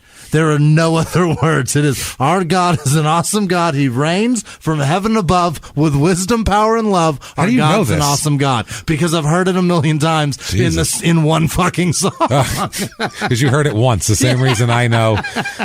It is the same thing over and over. It's fun How do you know sing, this? I don't know. Let me sing fucking... I've got good news. It's fun to sing. He knows your every sin, but he loves you just the same. I've got good. I remember the fucking song. It's terrible. So, anyway. He loves you in that sticky sock. Oh, he loves you just the same. 2017, he announces that he has dementia, Alzheimer's, and Parkinson's disease. We know. He describes how, the old way of doing football was everybody smacked each other in the fucking helmet. That was the number one move both offensive and defensive linemen use, is a head slap. And celebration. And every time that when they were on a run play, they just butt heads at first. All day. Every time. Yeah. Every fucking single time. So he announces he has that. He files to get compensation from the NFL for this. March 2018 comes around. Still no compensation. It's been over a year. Yeah. And, he's yet to get anything. He says, Mark says, quote, I want the NFL to treat people right. They have to. The commissioner has to. Hey, Roger Goodell, treat people right. Now, there's an interesting thing here because Roger Goodell used to be a Jets public relations intern in the 80s when Mark played for the team. Right. So Mark called him his ball boy. Oh, boy. He's like, he was our ball boy. Yeah. Like, I know this fucking guy. And he said, quote, I want to hold you to your promise, Roger Goodell. When I was big, I treated him good. He's big now. You know what? Treat us good.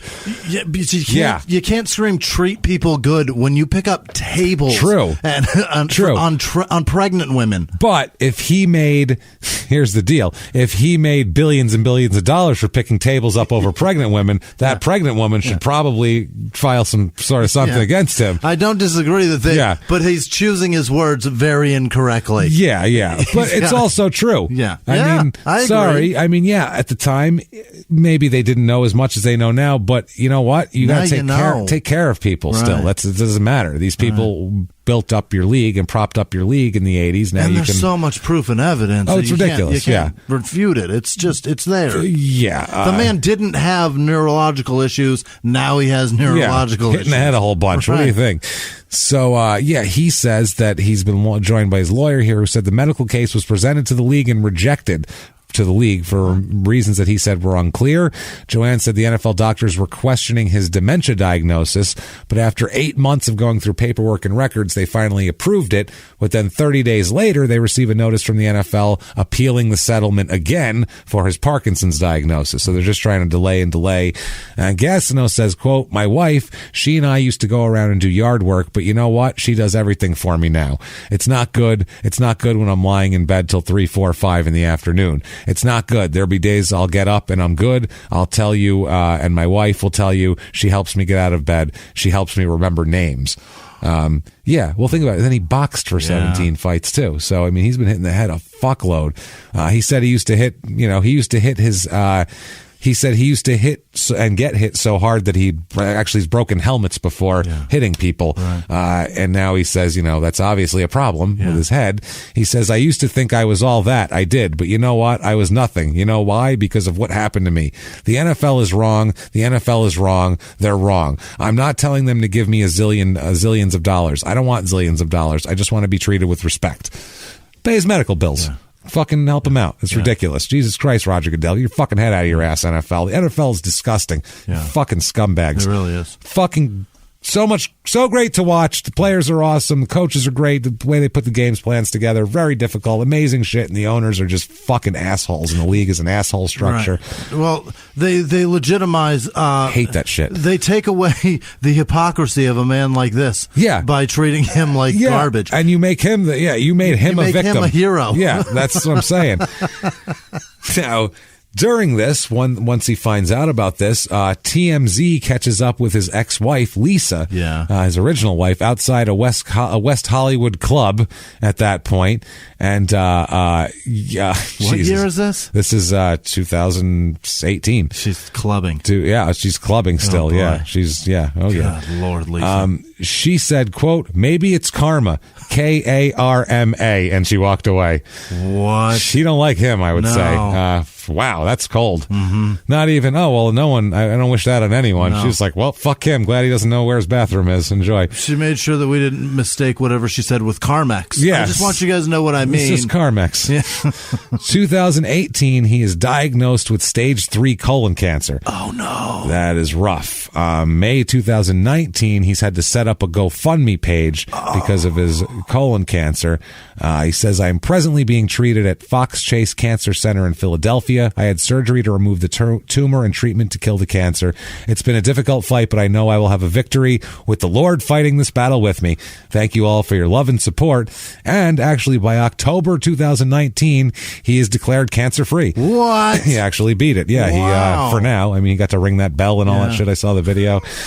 Oh, yeah. Like he bought a new car. Yeah, like he just made a sale. Right. But that's good, though. Good for him. Anybody who beats cancer, I don't care who it is. Good for you. Fuck cancer. It sucks, so I'm glad. It's a terrible thing. Glad when anybody beats it.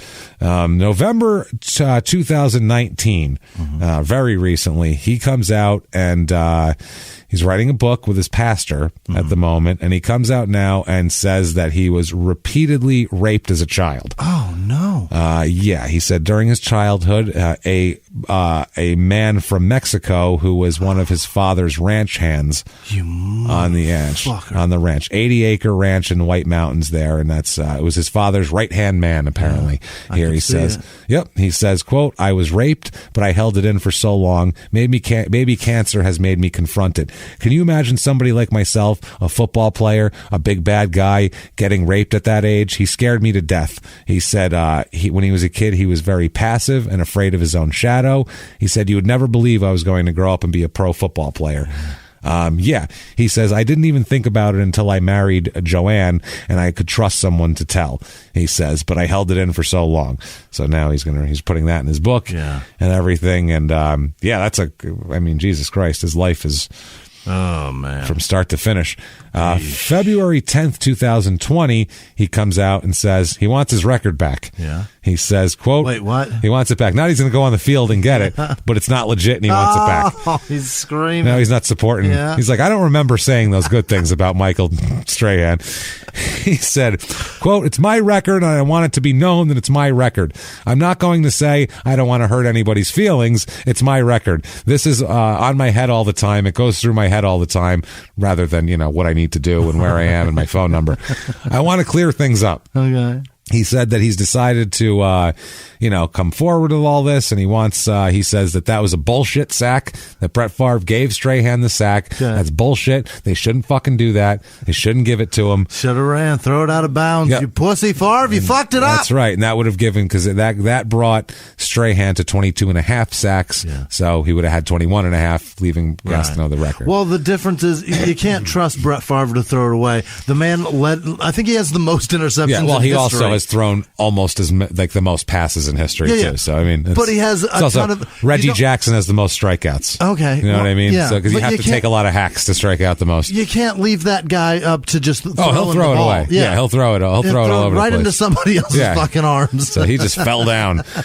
So that was that. He's still trying to get that done. Right now, his colon cancer's in remission, and he has no idea where he is most of the time. So there's that. But he hasn't been in jail in a while, so that's good. And can't get enough of Mark Gastineau? No. Well, then, you can get on eBay, a couple things. There's a bunch of shit, but a couple cool things I found. Cool signed picture, like a headshot of him. Looks pretty cool. $19.99 plus $4 shipping and handling. Not with the woman in it? Not bad. No, it's just him. Okay.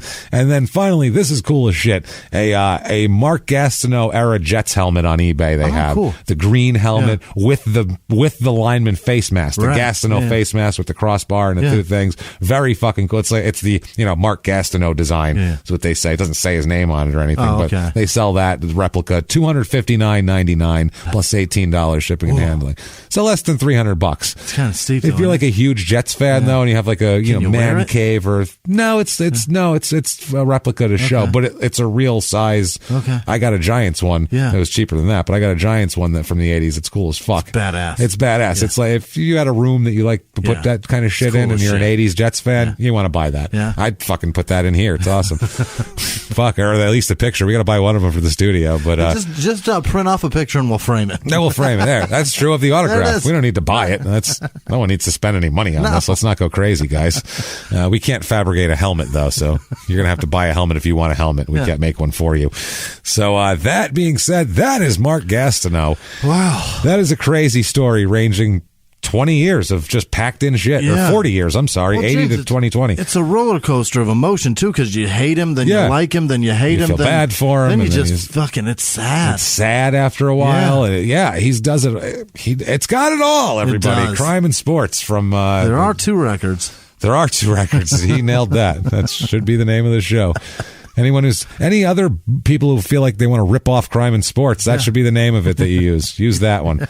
Don't use, just different words of sports and crime and shit like that. Just use, there should be two records. There should be two records. That's it. So, yes, if you liked that show, thank you for listening. By the way, appreciate you guys listening. I saw so many less people listen to last week's episode, the bodybuilder episode. Really?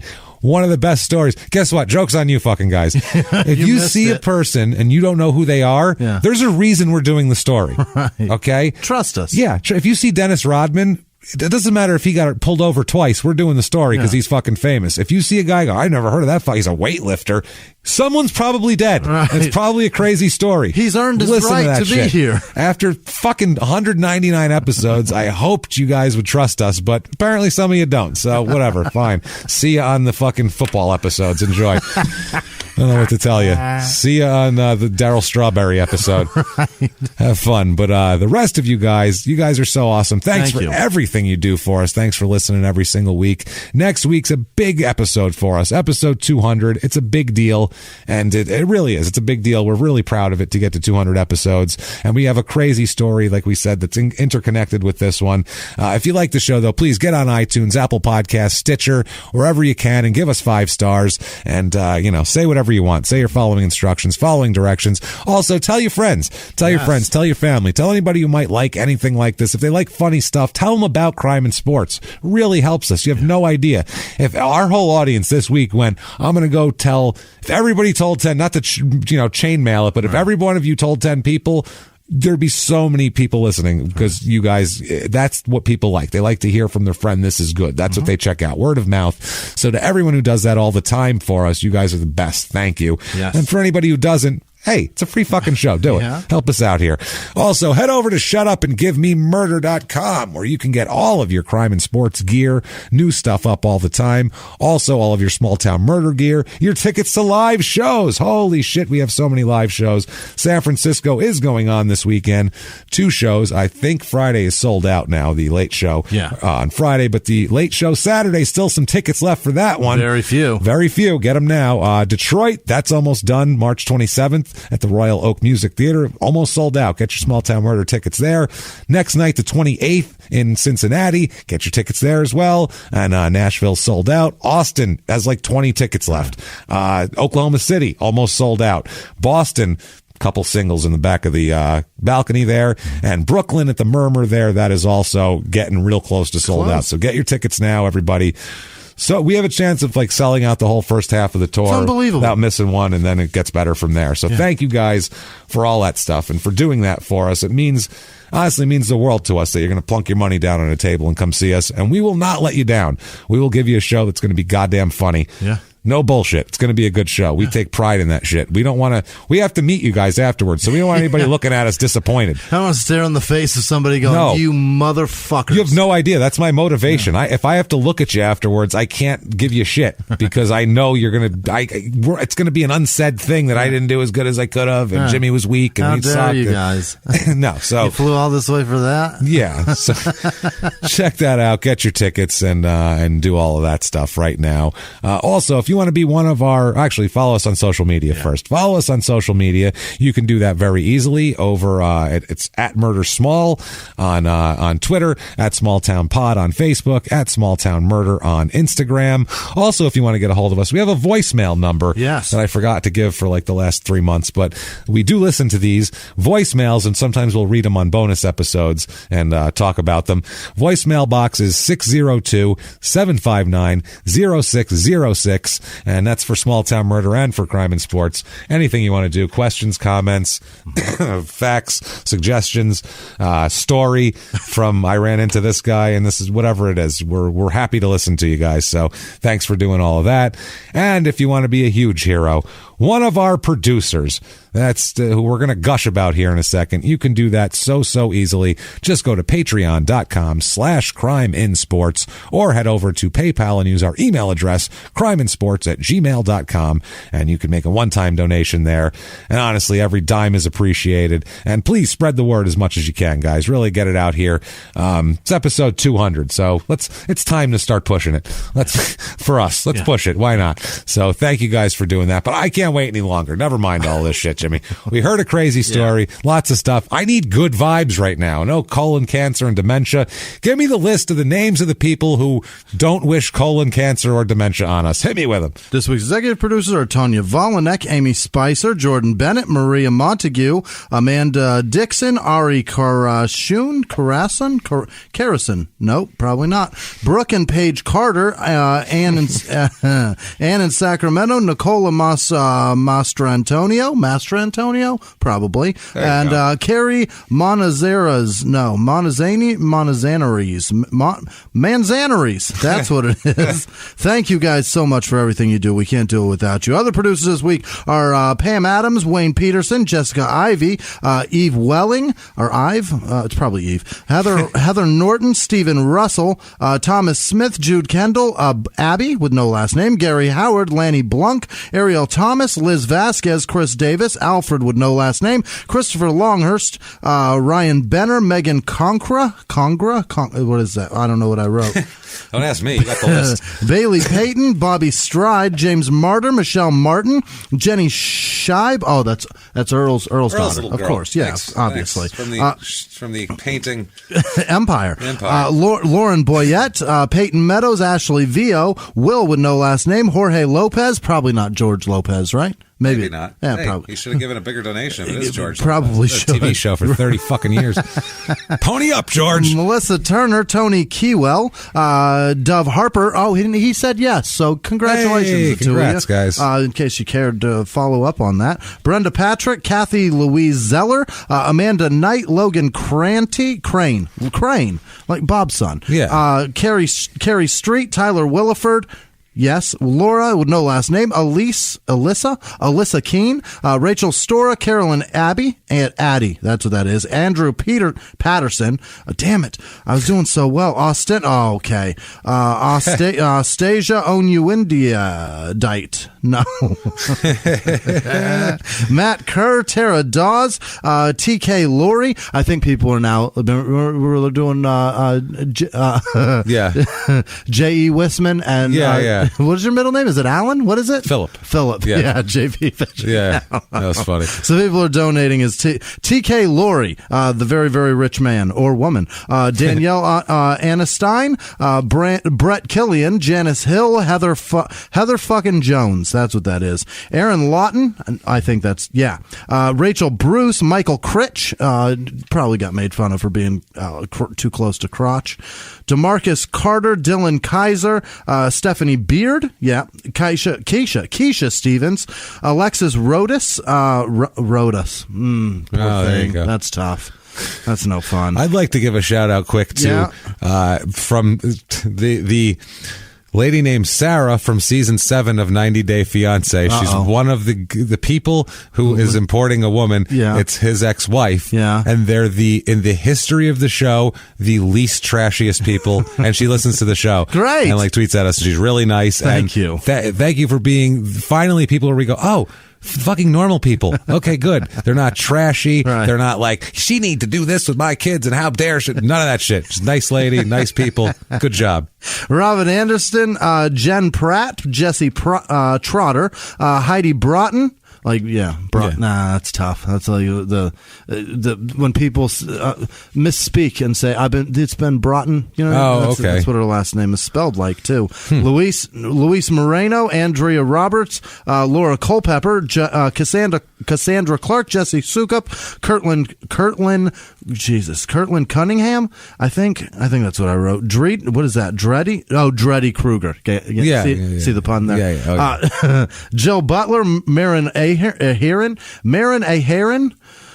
Jennifer Baird, Sarah Surridge, Kyle Hughes, Cherie Lynn, Katie Hill, Hayden Sweet, Avalon Haley, Dylan Leahy, Kathleen Jones, Mindy Shempert, and Homestretch. Here we go. Ready? And I've got these in the bag because I know these all. Amber Scar, Amanda, Backert Wilk, Jamie Keck, it's a Keck, Katie Stokes, Sleeper Sharks, Leah Russell, Rudy Flores, Matt Faust, Chris Grebel, Augustus Lerma, Erica Little, Christy Kreider, Rachel Hyinga, damn it, Ryan. Right. Treddy Kruger, by the way, is a rapper who was one of the in the Wu-Tang orbit. Really? Yeah, because he was not really a person. Gravedigger. No, it's not that guy, but that's the name of an actual rapper. Got it. He just took that guy's How come name. I don't know that? I don't know. I've heard of it. That's one of the Killer Bees. Yeah, I think he was he in Gravediggers maybe, possibly? It's got to be one of the Killer Bees. It's actually in Killer Bees. That was the group. Okay. Yeah. Alexis Stefanakis, Jonathan Hewling, Jenny Blacker, yes. Oh boy, that hurts. Cheddar Cat, Gavin Johnson. I almost called him Gawan. Jennifer Britzman, Milldog 311, Laurel Peace, Brooke Kale, Matthew Moon, Andrew Pell, Sally Martin, Luke Torpy, Elliot Gibbons, Alexandria Brakenovich, Dolores with no last name, Emma Mitchell, Matthew Clark, Aaron with no last name, Jack Coates Dicker, Sally Martin, Candace with no last name, Oldest Charm, Christina Davis, Rhonda Sheridan, Got D. Lajuna, Luvia? No. Yeah, sure. Danielle Dole, Reba Warburg, Laura Kramer, Stephen Clark, Brian Cox, Rachel Strauss, Ed Whitmarsh, Donnie Yarborough. Yeah. Mike McCombs Jr. Yeah, that's what that is. Kathy Williams, Alex Capel, Nicholas Welch, Zach Anderson, Michelle Pollard, Renee Dilliard. No, it's Dillard. Any other 90s rappers in there? Antonio Ortiz, was he one? I don't think so. Mad Lion give us money too? No, I don't see him. Not in here. Andrew Pell, Justin Kropf, Megan Good, Christine Chrome. What did I write? Brome. That's a B. Jeremy Brown, Lisa Reuter, J.M. Jennings. There you go. There's another one of those. Fuckface Houlihan, Macy Sykes. Did I call someone that, I think, one time? Probably. Derek Kish, John Cranawetter, Amanda Parks, Sarah Dusick, Casey Barton, Casey Tinsley, Mandy Ronig, Frank. What? Frank Schmitz, Joshua Siegel, Kathleen Wacker, and Thomas Gallagher. God damn it, you guys. Thank you. Thank you, everybody, so much. Oh, yeah. From the bottom of our cold, dead hearts. We do appreciate everything you do for us, and each and every week, everything you've done for us for 4 years now. Yeah. It's been 4 years. It's crazy. So it's interesting. It's a long-term relationship at this point. It's really the most flattering thing that's ever been wild, done for man. me. Thank you guys. You keep coming back. Yeah. It's interesting. It's the same group of people here. Keep coming back. I love it. So thank you guys. Keep our show moving. Thank you guys for doing that, man. Honestly, thank you for everything you do for us. What if they wanted to thank you for something, Jimmie? How could they get a hold of you? Thank me at Whisman Sucks, WHISMAN Sucks on Twitter and Instagram. Yeah. Good God, Not it's the so Snapchat hard not to thing, say that. Fuck Snapchat. No, It's Snapchat. impossible. Yeah. It's a nightmare. Where can they thank you for not being a nightmare? Oof, you can find me at Jimmie P is funny. You can do that, or just copy and paste my name from the show description if you want to make it easy on yourself and find me that way. But either way, we're out there. Yeah. Keep finding us. Keep coming back week after week. People have asked us, is this Crime and Sports almost over? No. We have at least 2 more years. Yeah. There is going to be at least 100 more episodes. Right. Literally, at least 100 more episodes. Awesome. And more than likely, there'll probably be another 50 to 100 after that. Right. We're not fucking around. No. I'm finding guys that, never mind. It's all good shit. So keep coming back. Keep on joining us. Keep hanging out with us over and over, live from the Crime and Sports Studios. We will see you next week. Bye.